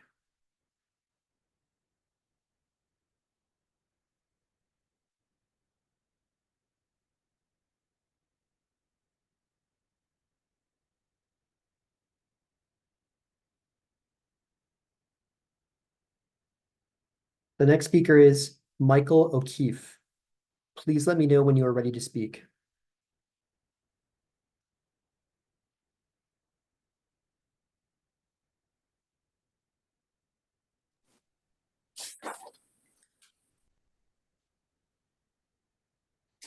I'm ready. Thanks, Michael. Please state your first and last name for the record. If applicable, state the name of the organization or governmental entity that you represent. Your 3 minutes starts now. My name is Mike O'Keefe. I'm the president of the Creedmoor Civic Association in Belrose and a member of the Queens Community Board 13. Thank you for this opportunity to speak. The Creedmoor Civic Association is in agreement with the proposal made by Queens Community Board 13. The project as currently proposed is way too big. It would be like dropping a city in the middle of a low-density neighborhood. Our proposal is a reasonable compromise. The communities around Creedmoor Hospital and Community Board 13 in general are already doing way more than our fair share dealing with existing supportive housing. We've been making these points all along, but I see nothing to indicate that decision makers representing New York State have any regard for these legitimate community concerns. Thank you. Thank you for your comment. We will be moving on to the next speaker. The next speaker is Joyce Marino. Please let me know when you are ready to speak.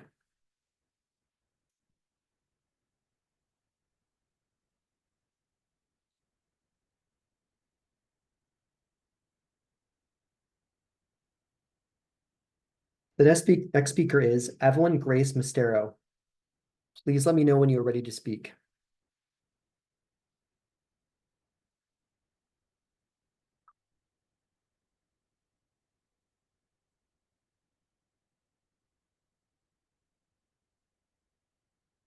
The next speaker is Philip Molizia.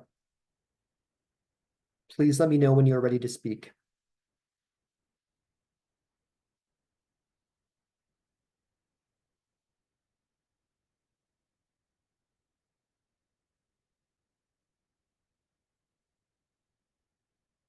The next 5 speakers are Robert Goldfein, Richard Hellenbrecht, Mike Feller, Troy Reed, and Nisha Rose. Please prepare to speak. The next speaker is Robert Goldfein. Please let me know when you are ready to speak.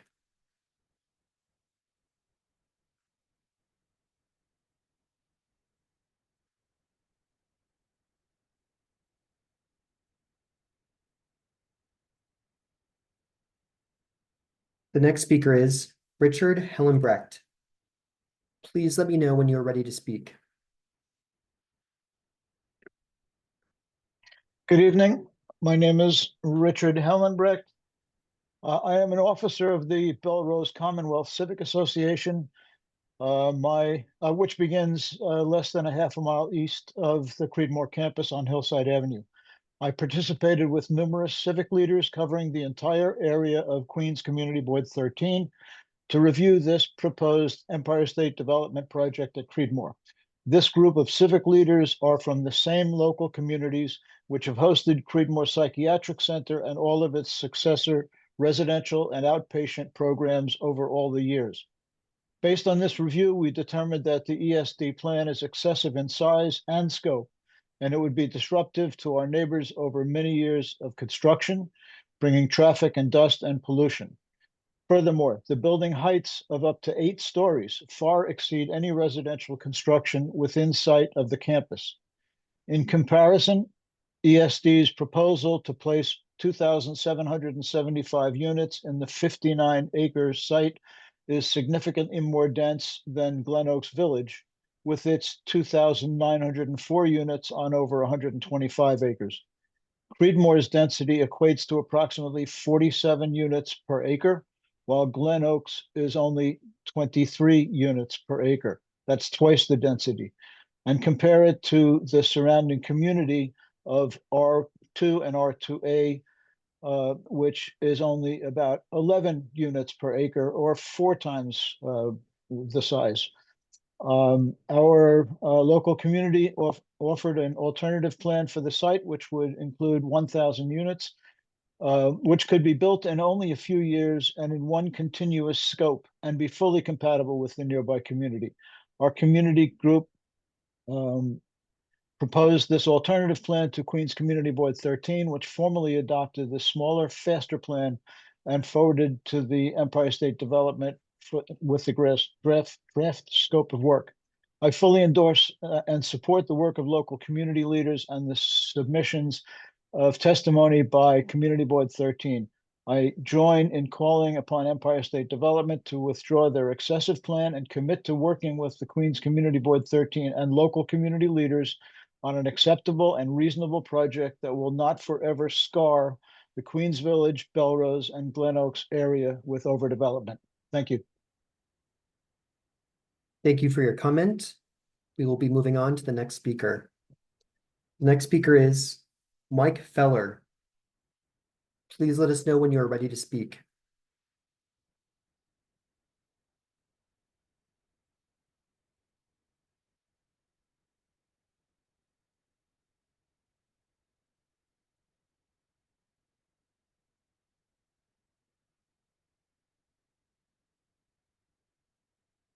The next speaker is Toy Reed. Please let us know when you are ready to speak.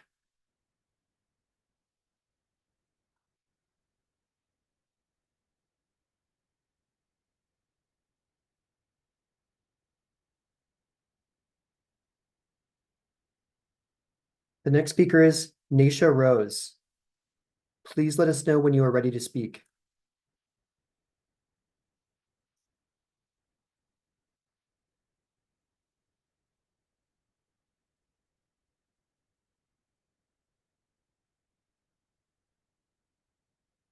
The next 5 speakers will be Claudette Hinkson, Mark Peterson, Beverly Frank. Oh, hi, this is Naisha Rose with Queens Chronicle newspaper. My question is, if the idea is to build housing as soon as possible with 1,000 units, well, with 2,000 units, you're saying it's going to take until 2040 until the housing is built. Wouldn't by that same logic, by having 1,000 units mean the housing would be produced in a shorter time, at least half that time, like within 7 years or so? That's my take. Another question I have also is, why is there a need for retail on this space when we have lots of mom and pop shops in the area that could probably use the business? I can understand if the retail space is going towards, like, let's say a clinic or a grocery, eye or hearing doctor, but or community center that's being dedicated towards seniors or just the region in general. That's my time. Thank you for hearing me. Thank you for your comment. The next speaker is Claudette Hinkson. Please let us know when you're ready to speak.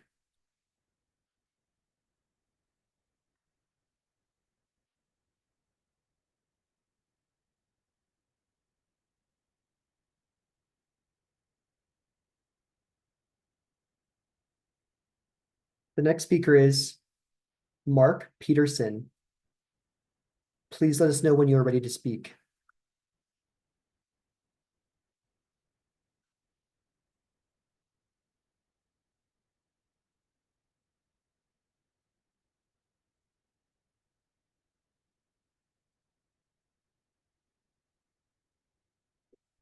The next speaker is Beverly Frank. Please let us know when you are ready to speak.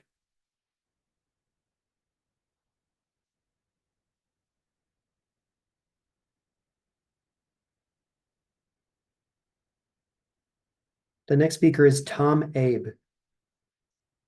Please let us know when you are ready to speak.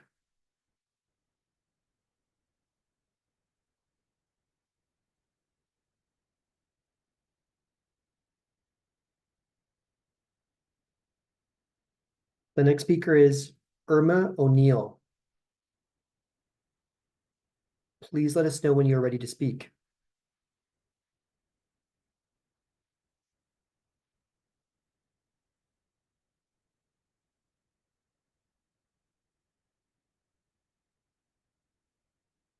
Just a reminder that if you're raising your hand, we've added you to the end of the list in the order that you rose your hand. The next 5 speakers will be Teresa Evangelista Namek, Jeanette Quintero, Jeffrey Thompson, Ayan Gorin, and Hamid Siddiquil. The next speaker is Teresa Evangelista Namek. Please let us know when you're ready to speak.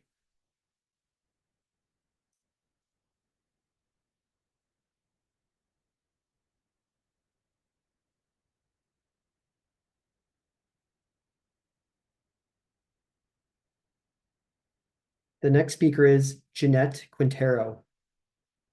Please let us know when you're ready to speak.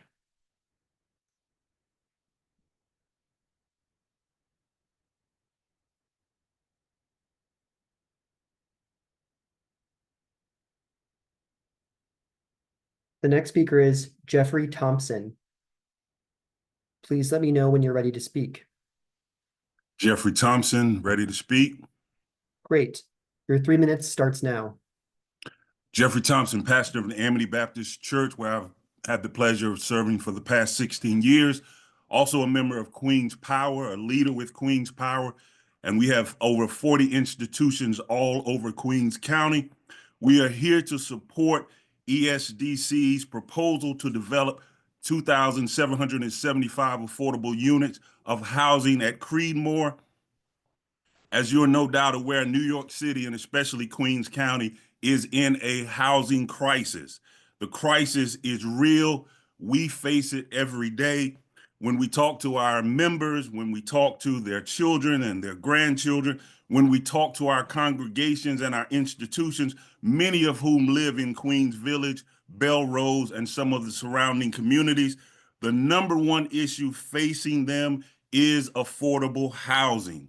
Affordable housing in Queens. Many earn less than the $200,000 that was mentioned. Many feel the pressure of being pushed out because they are unable to afford housing. Many have already been pushed out. Many members of our congregation. I've had members in my own congregation who've had to move because they could not find affordable housing. And so Amity Baptist Church, along with Queen's Power, we stand with teachers, we stand with nurses, we stand with bus drivers, we stand with young people. And what we hear from them is that they need affordable housing and they need it now. Amity as a church, we are committed to affordable housing. We are repurposing our land to build affordable housing on our property. It's an estimated that we can do about 100 units, but that is a simple drop in the bucket compared to the housing crisis that exists. Queens needs tens of thousands of affordable housing units. Our organization, we've heard even tonight about the concerns about density. And, you shared that before, but for those of you who are concerned about density, I invite you to go with me, go with Queen's Power over to Spring Creek near Gateway Mall in East Brooklyn and look at that development there if you're concerned about density. In that development, crime is down, graduation rates are increased. There are a number of opportunities for young families to have affordable housing. The unprecedented nature of the crisis that we find ourselves in right now requires the scale of the Creedmoor site to meet the existing need. Queen's Power is calling for 2,775 units, no less. We even need more. And so we support the Empire State Development proposal for the affordable home ownership. Thank you for your comment. Your time is now up. Just a reminder that you are able to submit your comments by email or by the mailing address, and that will be shown again at the end of the meeting tonight. The next speaker is Ayan Gorin. Please let us know when you're ready to speak.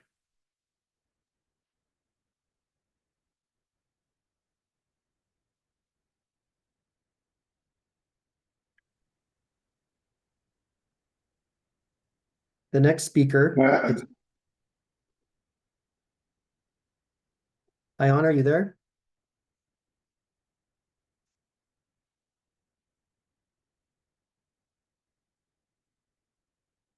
Okay, the next speaker is Hamid Siddiqui.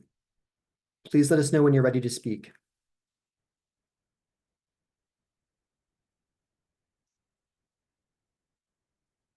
Hi. Thank you. Please state your first and last name for the record. If applicable, state the name of the organization or governmental entity that you represent. Sure. 3 minutes starts now. Yeah, thank you so much. Thank you for the opportunity to hear us our concern. I'm a resident of Queens Village, been living here for 20 plus years. When I moved into the neighborhood, I think it was much more less congested than what we are seeing today and with what we are listening here. ESD, I think I'm really shocked to hear that. I thought community board is the backbone of any planning, and I'm really disturbed that ESD is not even paying any attention to our community board's recommendation, and not even to our elected official. Probably the next route, I think that's inviting litigation. I'm an attorney, I practice law, and maybe probably that's the way to do it. I mean, congestion is a big concern here. Putting about 2,800 units, as if you take the 3 people per unit, about 10,000 more people. If someone in the neighborhood, I don't know how many people, who are making the plan in Albany, ever visited, I invite you to visit about 4 p.m. in the rush hour, either on Union Turnpike or Hillside Avenue near Winchester Boulevard. The traffic barely moving. I'll say not even 5 to 10 miles per hour for hours. And that's a major entrance for Cross Island Parkway and other highway. I could just imagine adding 10,000 more people, how much traffic is going to add on. We are creating parking garages. That's good. That's for inner purposes. Those vehicles have to come outside on the roadway. Winchester Boulevard is not going to be widened. It will be the way it is, unless we are thinking knocking down the building. I don't think so. So the width of Winchester Boulevard, between around the surrounding area will be the same. The same way width of Union Turnpike and Hillside Avenue will be the same. So I think the reasonable solution, what our elected official is asking for, and our community board 11 asked for, that we should cut down the number of units. I think 1,000 or 1/3 of the proposal, I think, will be more workable. It will keep, the neighborhood the way we want it to, and it will do not overburden our grids, our traffic congestion. And I'm totally in support of our elected official and our community board 13. Thank you so much. Thank you for your comment. The next speaker is Ayan Gorin. Please let me know when you're ready to speak.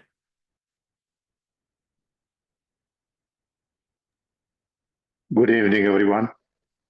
Thank you. Please state your first and last name for the record. If applicable, state the name of the organization or governmental entity that you represent.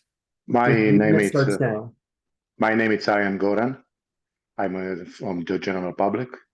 I'm a neighbor of Creedmoor, and I just want to state my opposition to the housing that is projected to be built next to our community. We already have our crazies from the Creedmoor walking around on Union Turnpike. Sometimes they even get to Hillside Avenue. We got 2,000 or 3,000 illegal migrants next door. And now we need another 2,800 affordable units. No, we are against even 1,000 units built there. We don't need any more traffic. We don't need any more people living in these affordable houses. What are these people going to do when the economic situation is going to get worse? They're going to lower our property values, and they weren't going to contribute to anything in the long run. So as a neighbor, I completely oppose the proposal. Not 2,800, not 1,000, not even one. Thank you so much. Thank you for your comment. Just a reminder that the option to sign up to speak will end near the close of the hearing at 7:45 p.m. The next 5 speakers are Barbara Campbell, Kevin Ali, Mark McMillan, Corey Richardson, and Naftalia Madia. Please prepare to speak. The next speaker is Barbara Campbell. Please let us know when you're ready to speak.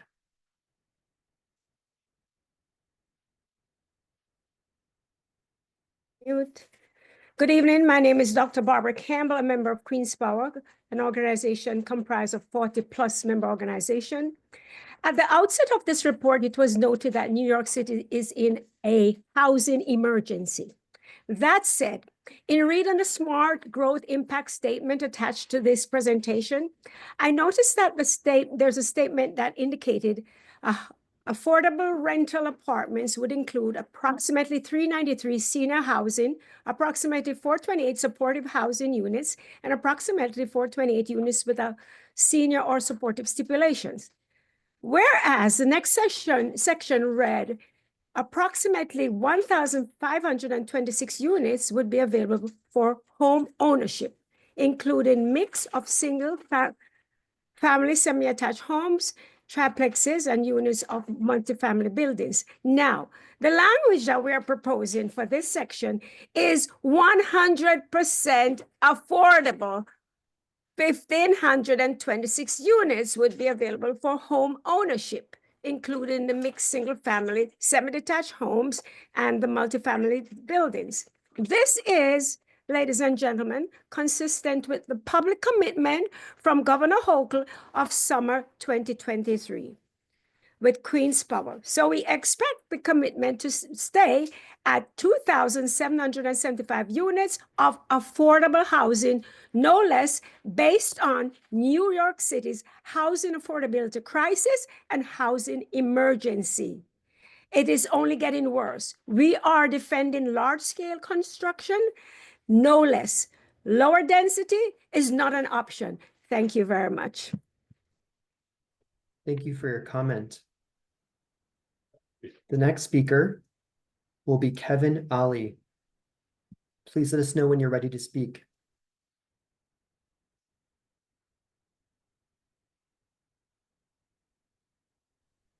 Hello, can you hear me?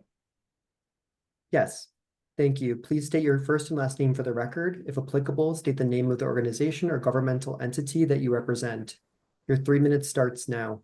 Yes, my name is Kevin Ali, and I am also a member of Queen's Power. I've been a resident of New York City for quite a long time, and you know, having lived here for such a long time, I've seen the financial demands of living here increase substantially, which makes it unfortunately very difficult to live here financially. And so I do see the need for affordable housing. And I am pleased to see that Creedmoor is being considered as one of the potential sites, and I hope it will be one of more sites considered across New York City for affordable housing. Because like myself and other people that work here and have taken advantage of achieving an education to sustain a high quality of life or a decent quality of life, you know, the financial demands are just too high, and it's an extreme struggle to make it here. And I can just imagine how many others feel as well. So thank you for considering this site as a means of affordable housing. And, you know, I think the same idea can be carried to other sites across the city. Thank you so much. Thank you for your comment. The next speaker is Mark McMillan. Please let us know when you're ready to speak.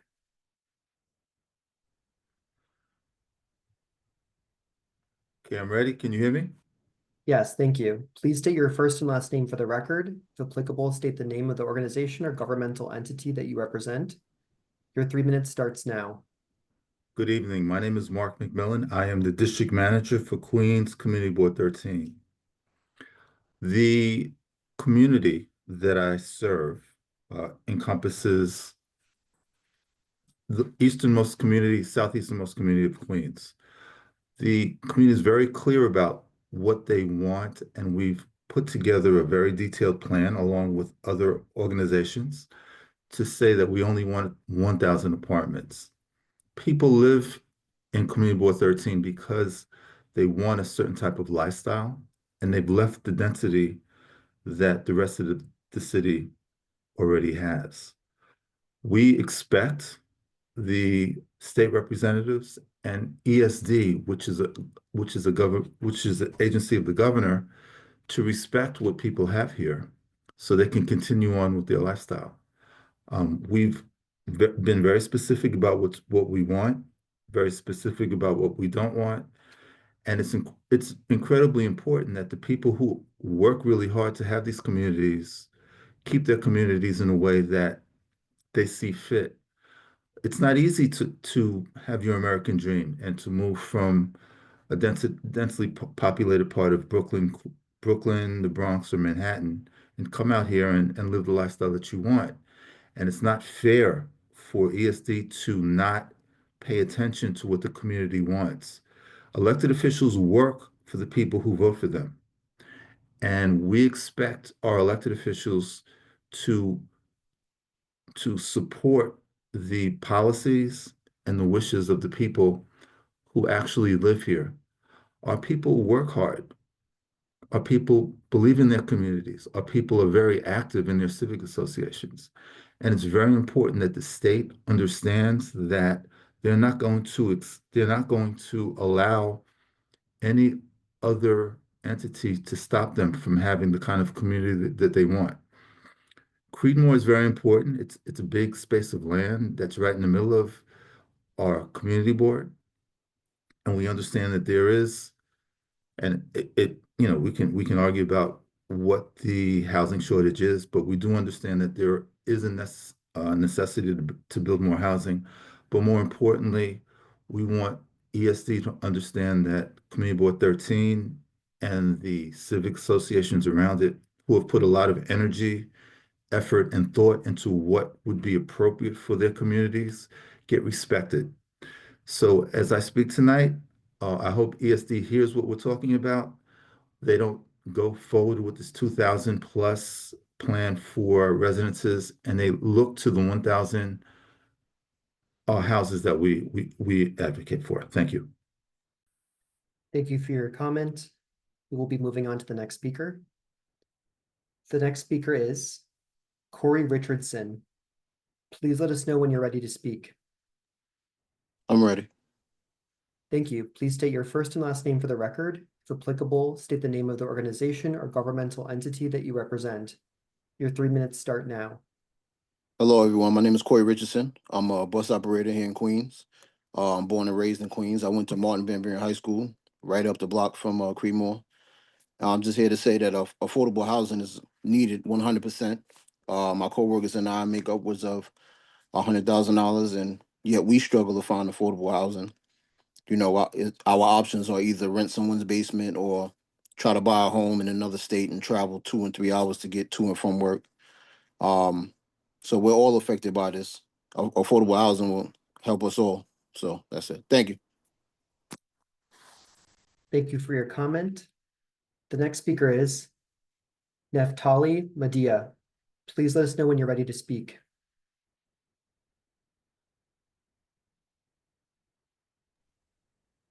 I'm ready. Thank you. Please state your first and last name for the record. If applicable, state the name of the organization or governmental entity that you represent. Your 3 minutes starts now. Hello, my name is Neftali Maeda Gomez Sanchez, the co-head of Creando Algo Especial and a devotee member of Queens Community House.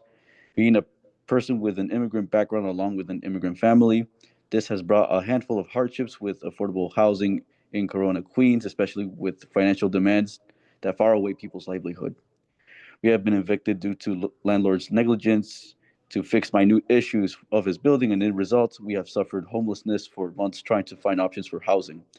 This obviously also correlates to many people that also struggle to find any sort of housing, not only in Creedmoor, but also in places like Corona, very densely populated with the most diversity of any city. I believe this is a problem that is a foundation of many hardships and in of itself, and has many other problems stemming from it. So 100% affordable housing for all. Thank you for your comment. The next 5 speakers will be Alma Regazon, Elma Reyes Ortiz, Hanif Parker, Mildy Powell, and Cynthia Roach. The next speaker is Elma Regazon. Please let us know when you're ready to speak.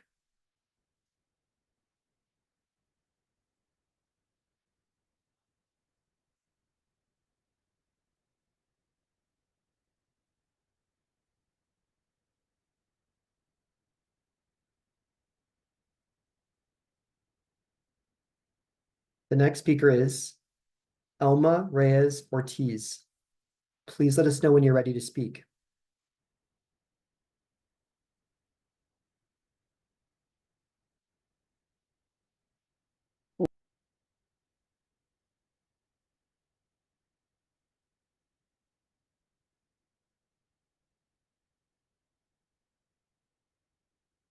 Please state your first and last name for the record. If applicable, state the name of the organization or governmental entity that you represent.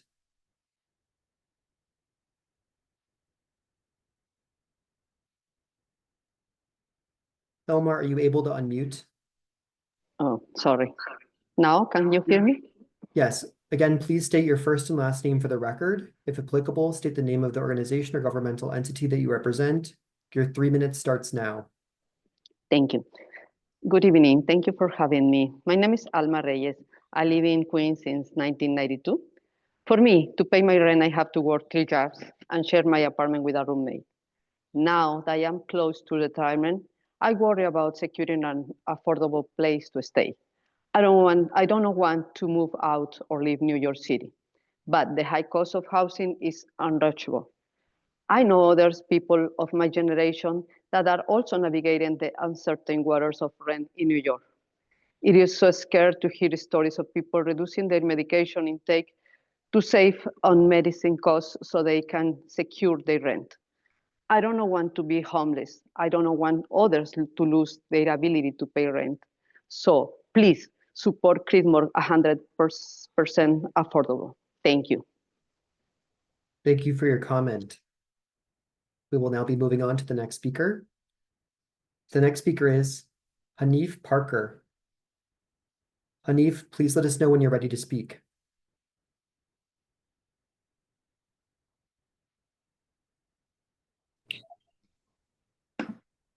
My name is Hanif Parker. I represent Queens Power. I feel the scale is perfect. It should represent 100% affordability, and there should be no delays in building. That's it.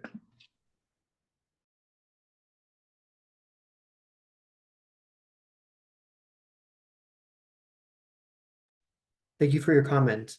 We will now be moving on to the next speaker. The next speaker is Mildy Powell.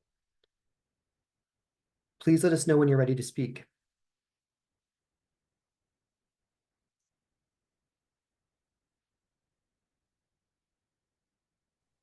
I'm ready. Thank you. Please state your first and last name for the record. If applicable, state the name of the organization or governmental entity that you represent. Your 3 minutes. Okay, this is Start now. Mildy Powell. I'm representing Debar Bethlehem Cathedral and Queen's Power. I'm living in Queens for about 40 years. And this is the first time we have this problem with housing. And I have my children and grandchildren, and they need somewhere to live. Some of them is from out of college, and they still can't support them, can't find a place to live. My granddaughter here in her 30s and she still live with me. They can't find anything, and you know that they can't no housing. Basement is very expensive, and I really support Queen's Power, and I support Creedmoor. This, and when they talk about 1,000 houses, that 1,000 units, that is nothing to the needs of the people. So we will continue and support Queen's Power and support. I hope that this year they will start building, because people are waiting. And that's what I have to say. Thank you. Thank you for your comment. The next speaker is Cynthia Roach. Please let us know when you're ready to speak.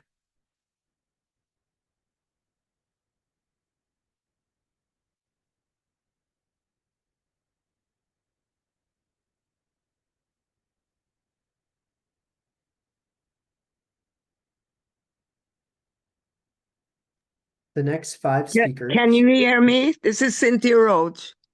Hi, Cynthia, we can hear you. Please state your first Okay. and last name for the record. If applicable, state the name of the organization or governmental entity that you represent. Your 3 minutes starts now. Okay. I am Cynthia Roach. I go to Daybar Bethlehem Cathedral, and I'm living in Queens Village for at least 26 years. It is very difficult to find somewhere to live. At the cost of what the housing is now.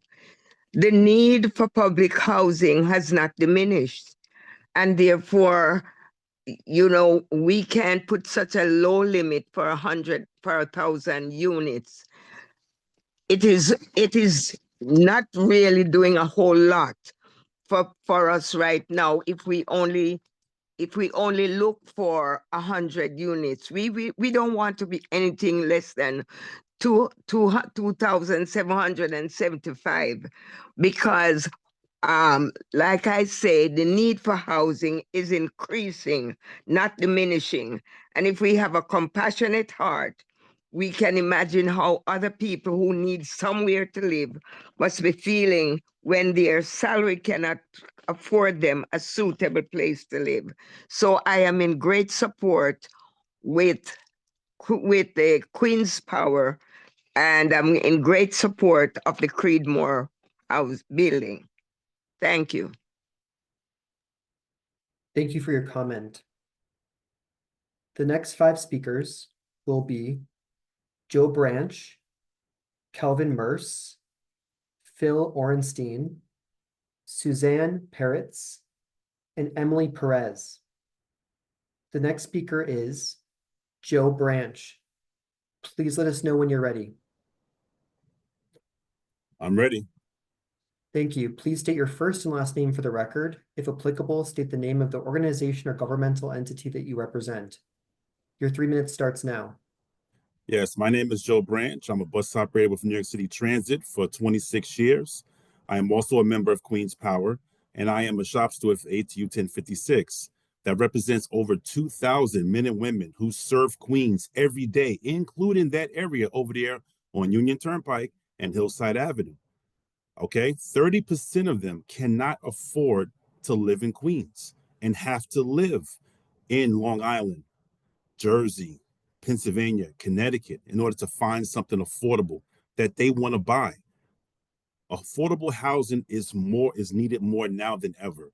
Many of our members who come in brand new think that they got a good job and want to, have the lifestyle, that dream.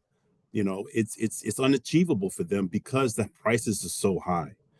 I just want to say that supportive housing is needed now more than ever.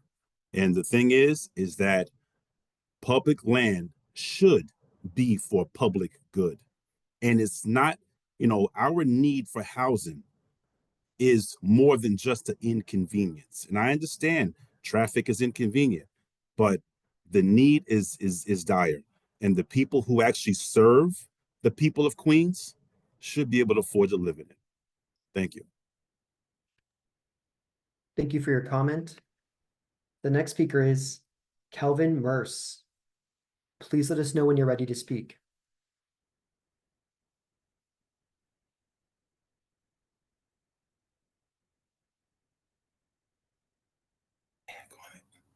Come on.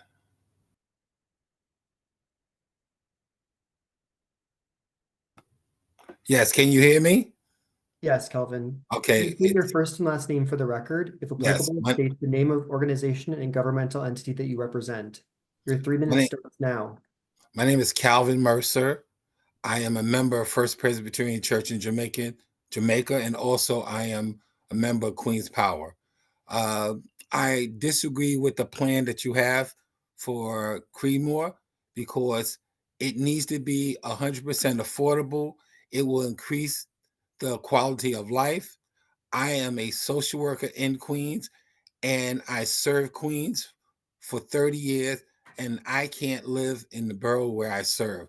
It's very important that the plan be affordable, accessible, and the need is there. As everybody has mentioned, crisis in housing is impossible. You cannot live where you work. You cannot live where you go to school. Families are being torn apart by leaving the state, live in another state, and they cannot enjoy their family in Queens where they grew up at. Generations are being destroyed, and we need to stop this. Again, public land, public good, affordable. Seniors need housing as well. So we need to reconstruct this plan for housing at Creedmoor. The governor made a commitment the summer 2023, and currently she's not living up to it. Thank you. Thank you for your comment.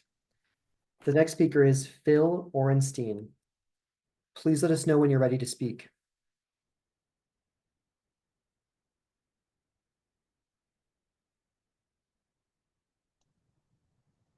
Yes, I'm ready. Thank you. Please state your first and last name for the record. If applicable, state the name of the organization or governmental entity that you represent. Your Thank 3 minutes starts now. Thank you. My name is Phil Orenstein. I'm a resident of the Bell Park Manor Co-op in Queens Village. I've been living here for over 30 years. This is a garden apartment. It's a two-story buildings that house 800 or so families. It's a beautiful community with landscaping. This is the quality of our community. Other communities you've heard from tonight, like Glen Oaks Village Co-op, are the same thing. They're 2 stories. 8-story buildings in our neighborhoods are totally out of character with our neighborhood. It's not a good fit. This is not a good fit at all for our community. We say no to this overdevelopment of our community. Our community has become a dumping grounds, and we're really fed up with every outside organization coming in, developers, politicians, and different groups coming in and plundering on this space we called Creedmoor. We had to suffer for the past 2 or 3 years with 1,000 single able-bodied male illegal migrants in our community. We're still suffering with the effects of an underutilized Creedmoor, a 30-story building in our area. This is underutilized. The rooms are empty. The inpatients are outpatients. We've had enough in this community. We say no to this Empire Development Plan. I agree with our Community Board 13, which I'm a member of, with that plan. But I say even that's too much. Why don't we make a nice park for the people who live, for the tens and tens of thousands of people who live in co-ops, which are affordable housing. The co-ops are affordable housing. I don't believe in this nonsense crisis, housing emergency. We worked hard all our life to afford an affordable place in this Bell Park Manor Co-op, and so could everybody. We're going to have a booming economy now, with a new administration. And I think, that this plan, we say no to this plan in our community. There's got to be a better solution. Thank you. Thank you for your comment. The next speaker is Suzanne Peretz. Please let us know when you're ready to speak. I'm ready. Thank you. Please state your first and last name for the record. If applicable, state the name of the organization or governmental entity that you represent. Your 3 minutes starts now. My name is Suzanne Peretz. I'm the president of the Rocky Hill Civic Association, which is right next to this Creedmoor development project. I sympathize with wanting to make this affordable housing. But 3,000 units is way too much. This area would not be able to handle a small city placed in our residential community. If you look at the pictures of the map, all around this area is residential, 1 and 2 family houses. There is not an apartment building anywhere near here. This project is supposed to resolve the housing crisis. It's going to take 30 years to build 3,000 units. What does that do for us today? If you follow the Community Board 13 plan and build 1,000 units now, then that's 1,000 families that can live somewhere. This project is too big, and I have the feeling people are being lied to about the affordability, because I'm pretty sure there aren't going to be that many real estate developers who are going to want to build affordable housing. It'll turn into more expensive housing, and it'll be crowded, and people won't have, people who need it won't have affordable things, places to live. I think we're being lied to, just the way we were lied to about the UBS arena. I think you're going to ruin this neighborhood. It is a low density neighborhood. If we wanted to live in Astoria, which is high density, or Jackson Heights, high density, we would have lived there. You're ruining this area by packing in so much. And we don't need supportive housing. All the buildings that are going to be left behind untouched on the Creedmoor property are supportive housing.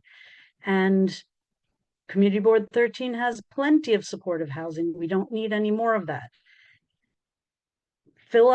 Open up all the empty apartments throughout the city, and maybe we won't have a housing crisis anymore. Thank you for your time. Thank you for your comment. The next speaker is Emily Perez. Please let us know when you're ready to speak. Hello, good evening. Can you hear me? We can hear you. Hello. Please My- state your first and last name for the record. If applicable, state the name of the organization or governmental entity that you represent. Your 3 minutes starts now. My name is Emily Perez with Queens Power. I was born and raised in Corona, Queens, and I see the affordable housing crisis every day. I look out my door and see people living on the street. I personally know families that I work with who must live with 14 to 15 other people in order to afford rent in the city. As a graduate student and after-school teacher, I have no affordable housing options in Queens. I want to be able to stay in Queens. Queens Power and I fully support the Empire State Development's plan for 2,775 100% affordable units. Thank you very much. Thank you for your comment. The time is now 8:05. We will now take a 5-minute break before continuing with the verbal comment section of tonight's hearing. We will return at 8:10 p.m. Thanks so much.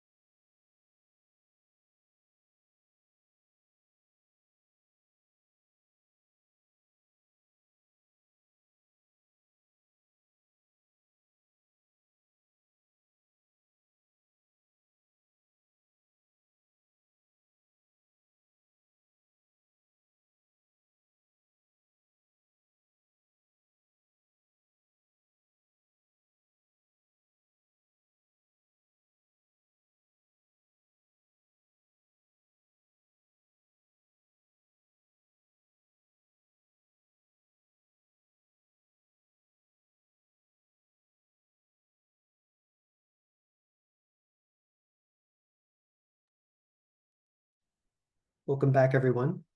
We'll now continue with the verbal comment portion of tonight's hearing.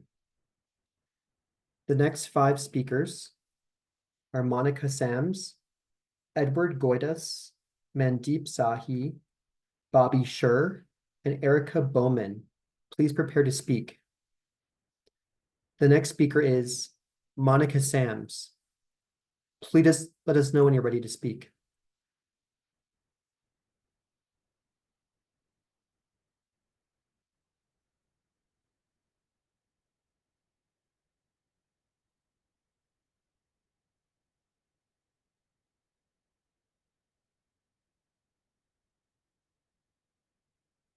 The next speaker is Edward Goidas.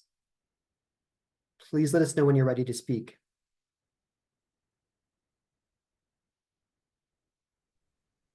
Hello. First, Thank thank you for this meeting tonight. I'd like to make 3 points. I've been a resident of this area for 42 years. First, our governor, New York State Empire State Development, and all politicians that were or are part of this development plan have failed the residents and tax-paying citizens of the state because they have continued to defund the increasing need for quality mental illness in the 5 boroughs. This Creedmoor Psychiatric Facility campus should be a first-class psychiatric facility to help all those in need of mental health, regardless of economic ability to pay, in order to make our streets and communities safer and provide for the unmet care needed. New York City streets are as dangerous as ever. Police are retiring, resigning, and committing suicide at record rates due to lawlessness in the streets and the mentally ill which they have to deal with on a daily basis without proper facilities such as Creedmoor to take them to. Tens of thousands of residents have been leaving New York State over the past 5 years due to the crime and lawlessness from those with untreated, undiagnosed mental illness and a lack of confidence in the politicians to address and fix the problem. Instead of fixing true problems of mental health that residents care about, New York State ESD rather enrich real estate developers and other parties. Secondly, many of us know how New York State ESD handled the Belmont project. The demand studies done by MTA and an independent consulting firm show that there were only 7 full-time commuters who would take this new station, Belmont, on a daily basis. A brand new station was forced to be built by MTA LRR within their capital planning budget for a total cost of $110 million of MTA Long Island Railroad funds. It never would have been done had the MTA agency been allowed to make that decision independently. Instead, the governor mandated it to get built. They exercised eminent domain, and it took away much-needed funds from Long Island Railroad's signal program, where fires still happen weekly in the tunnels entering Penn Station. Belmont was done to enrich the developer RXR at taxpayers' expense. Over 10 current and former MTA employees that I know can attest that New York ESD did not take into consideration any of the community's input into that project. Again, my neighbors and I are strongly against this project. I have happily spent 6 to 7 days a week for the past 26 years working my tail off and going to school at night to afford to live in my community in a non-high density housing area, not wanting to live near a development of this type, which has been forced upon us by a non-democracy process. Free market capitalism, not government mandated social. Thank you for your comment. Your time is now up. Just a reminder, we welcome you to submit the remainder of your comments via email or written submission. Again, those details will be shown at the end of the presentation. The next speaker is Mandeep Sahi. Please let us know when you're ready to speak.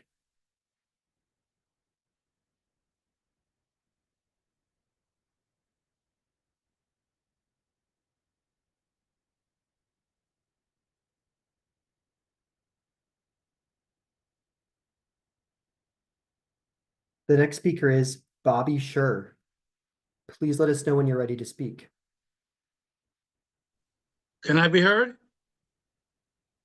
Can you hear me? Yes, we can hear you. Please state your Okay. name, For the record, if Mm. applicable, state the name of the Okay. organization or governmental entity that you represent. Your Okay. 3 minutes starts now. Hi, my name is Bobby Scher. I am the board president of Bell Park Manor Terrace, the largest co-op in Queens Village. And I'm also a civic leader in Eastern Queens.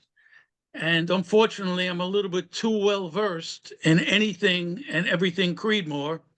If you walk out any one of our doors, we're just walking distance of Creedmoor. So we've had to deal with all kinds of things, including schizophrenic patients that are allowed out that come on our property and defecate and all types of things. And also, I'm a person that's been working since I'm 14 years old. My family didn't have any money. I started off, I would rent an apartment, I built up, and now the American dream is our apartment. And by the way, Bell Park Manor Terrace and other places like Glen Oaks, we are the last bastion of affordable housing. So when you say you want to bring in other things like affordable housing, you're talking about much cheaper than affordable housing. And that's not what we want. And that's not fair to shove things down our throats. Speaking of supportive housing, I think most people don't even understand what supportive housing even really is.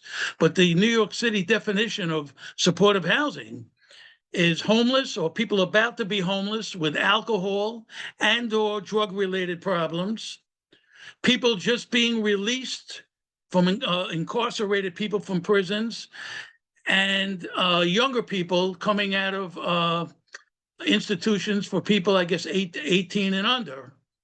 And that's going to be going into your supportive housing. Speak to any police people, and I'm very involved with law enforcement, and any NYCHA-like housing. And this may not be technically NYCHA, but it is NYCHA-like. And the crime goes up and the drugs go up and the whole fabric of the whole neighborhood and everything is changed. I would not go into somebody else's neighborhood and say, hey, listen, I'd like to move into Park Avenue and Fifth Avenue. I'm not going to say, I want you to lower things, change things, build this, make it so I could afford to live there. Not everything is for everybody. You're shoving it down our throat.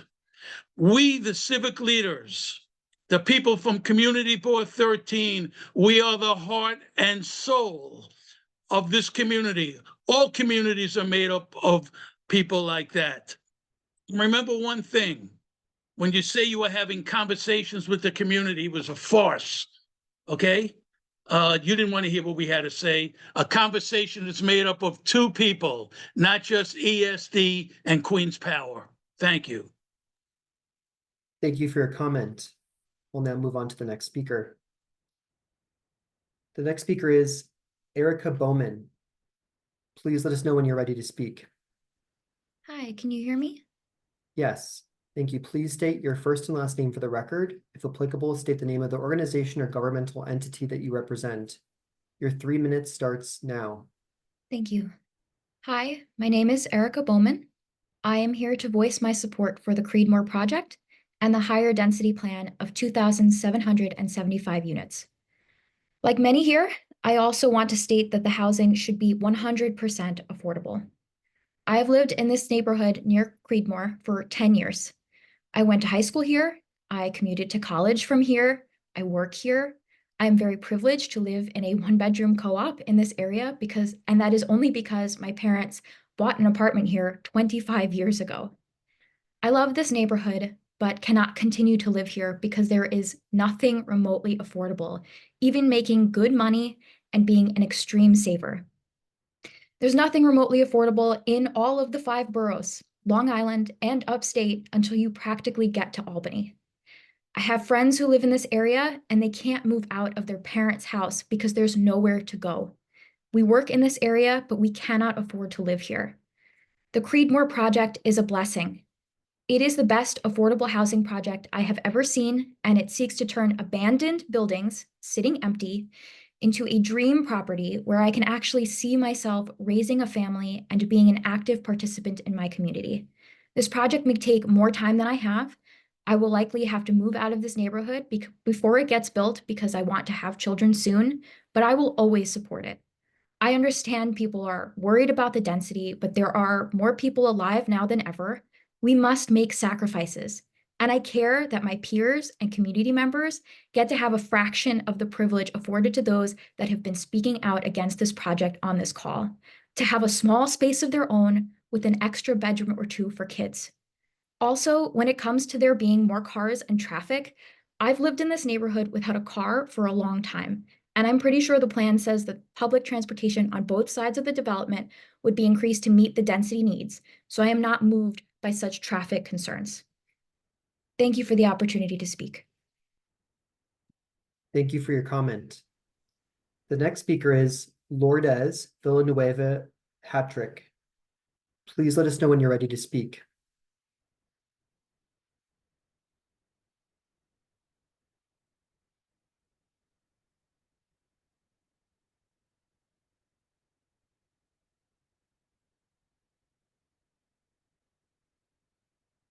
I'll now circle back to the top of the list and invite any participants who registered to speak but didn't have a chance to do so earlier. The next speaker is Paulette Zimmerman.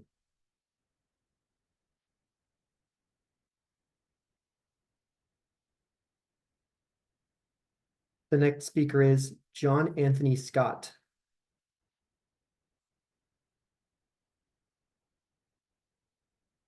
The next speaker is Ronald Long.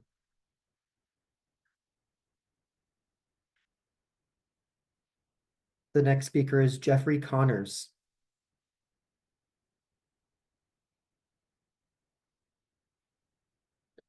The next speaker is David Pecoraro.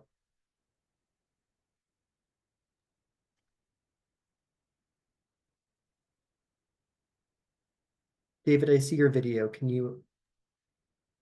Okay, can you hear me now? Yes, we can hear you. Please state your name for Good the evening. record. If applicable, state the name of the organization or governmental entity that you represent. Your 3 minutes My name is starts David. now. My name is David Pecoraro.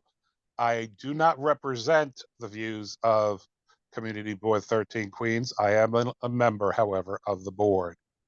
And this week, I voted no on the resolution that was approved. The resolution was in the extreme. And it was, frankly, I believe, rude. However, the plan that is being proposed today with 10,000 people, that's too large. There needs to be a middle ground that meets both the needs of providing truly affordable housing without radically changing the neighborhood. And I believe that you need to find that middle ground, and you also need to have infrastructure in place before you move the first family in, so that the neighborhood is not inundated, that the neighborhood is not overburdened. Prior speakers that ignore the needs of the community that already exist, that's wrong. The people who live there have to have their needs met too, who already exist on the perimeter of Creedmoor. They have to be respected. They deserve to be respected. But we do need to bring in more affordable housing. There has to be a middle ground. And I would hope that the plan could be changed such that there is a middle ground that meets all these needs. And thank you. Thank you for your comment. The next speaker is Minnie Ramlal. Please let us know if you're ready to speak.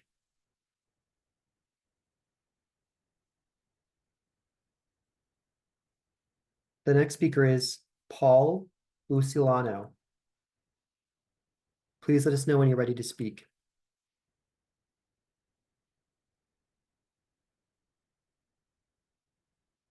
The next speaker is Victoria Paulo.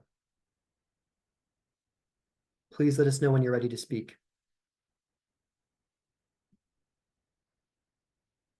The next speaker is Miriam Bensman. Please let us know when you're ready to speak. The next speaker is Kathy Lotto. Please let us know when you're ready to speak.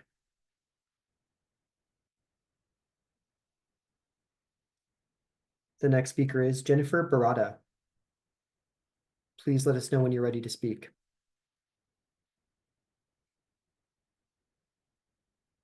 The next speaker is Mary Waite. Please let us know when you're ready to speak. The next speaker is Lori Friedman. Please let us know when you're ready to speak. The next speaker is Vincent Interante. Please let us know when you're ready to speak. I'm ready to speak. Can you hear me? We can hear you. Please state your first and last name for the record. If applicable, state the name of the organization or governmental entity that you represent. Your 3 minutes starts now. My name is Vincent Interante. I've sat here and listened to everyone else prior to this. I didn't speak earlier because I definitely agree with Ed Bronstein and Linda Lee in their position about this whole thing. Well, people have said that they've lived here for 10 years and some people as long as 28 years. Well, my grandparents moved into this neighborhood with my parents, and I've lived here for 71 years. And I presently live right to the east of Creedmoor's property. And I've been here since the time that Creedmoor was in operation. So if they need to speak to what it used to be, I can tell you all about it.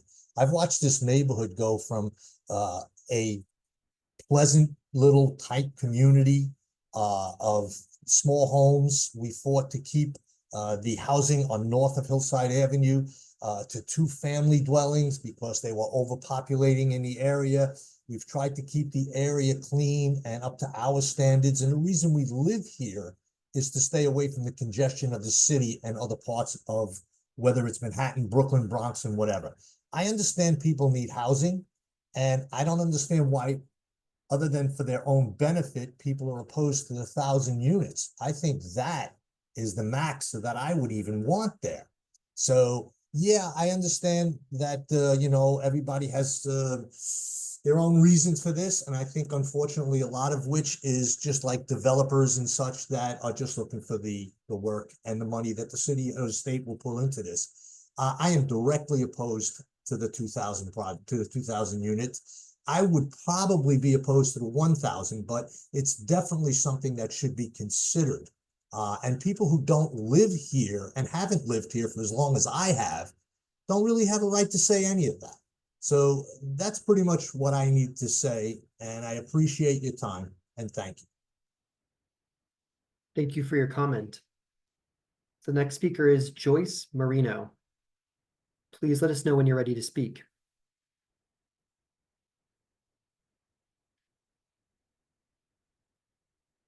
The next speaker is Evelyn Grace Mastero. Please let us know when you're ready to speak.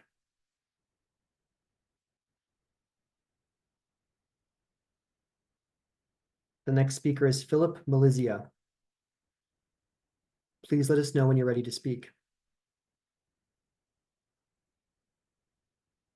The next speaker is Robert Goldfein.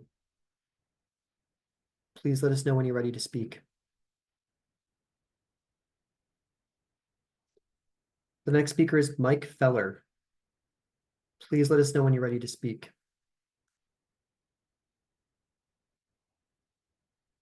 The next speaker is Toy Reed. Please let us know when you're ready to speak. I'm ready. Thank you. Please state your first and last name for the record. If applicable, state the name of the organization or governmental entity that you represent. Your 3 minutes starts now. Sorry.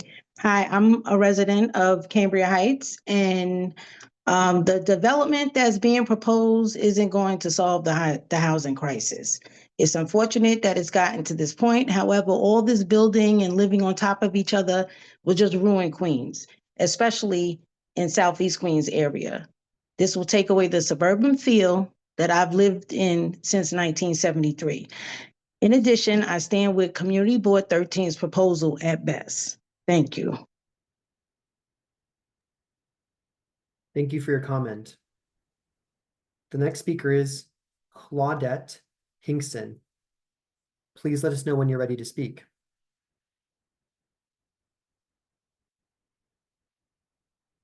The next speaker is Mark Peterson. Please let us know when you're ready to speak. The next speaker is Beverly Frank.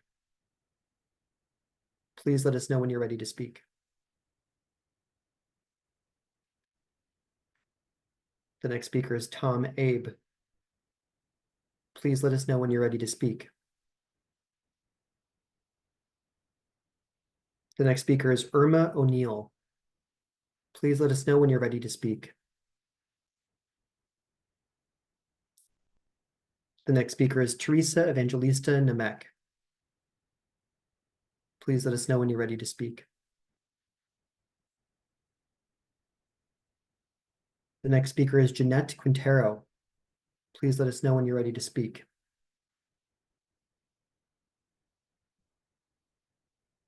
The next speaker is Elma Regazon. Please let us know when you're ready to speak.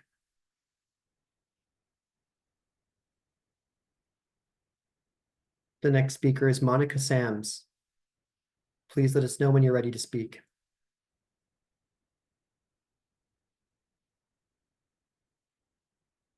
The next speaker is Mandeep Sahi. Please let us know when you're ready to speak.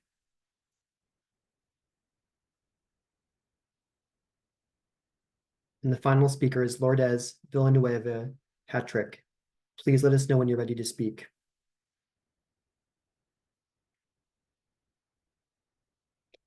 As there are no remaining speakers at the time, the verbal comment portion of tonight's public hearing has concluded. As noted earlier, comments may also be submitted in writing after tonight's hearing via email to creedmooreis@esd.ny.gov or sent via U.S. Postal Service to Empire State Development, attention Vanessa Calazer, 655 3rd Avenue, 4th floor, New York, New York, 10017. Comments must be received before the end of the public comment period, which is 5 p.m. Eastern Standard Time on Monday, March 3rd. The time is now 8:33 p.m. This public hearing has now concluded. Thank you all again for joining us here tonight.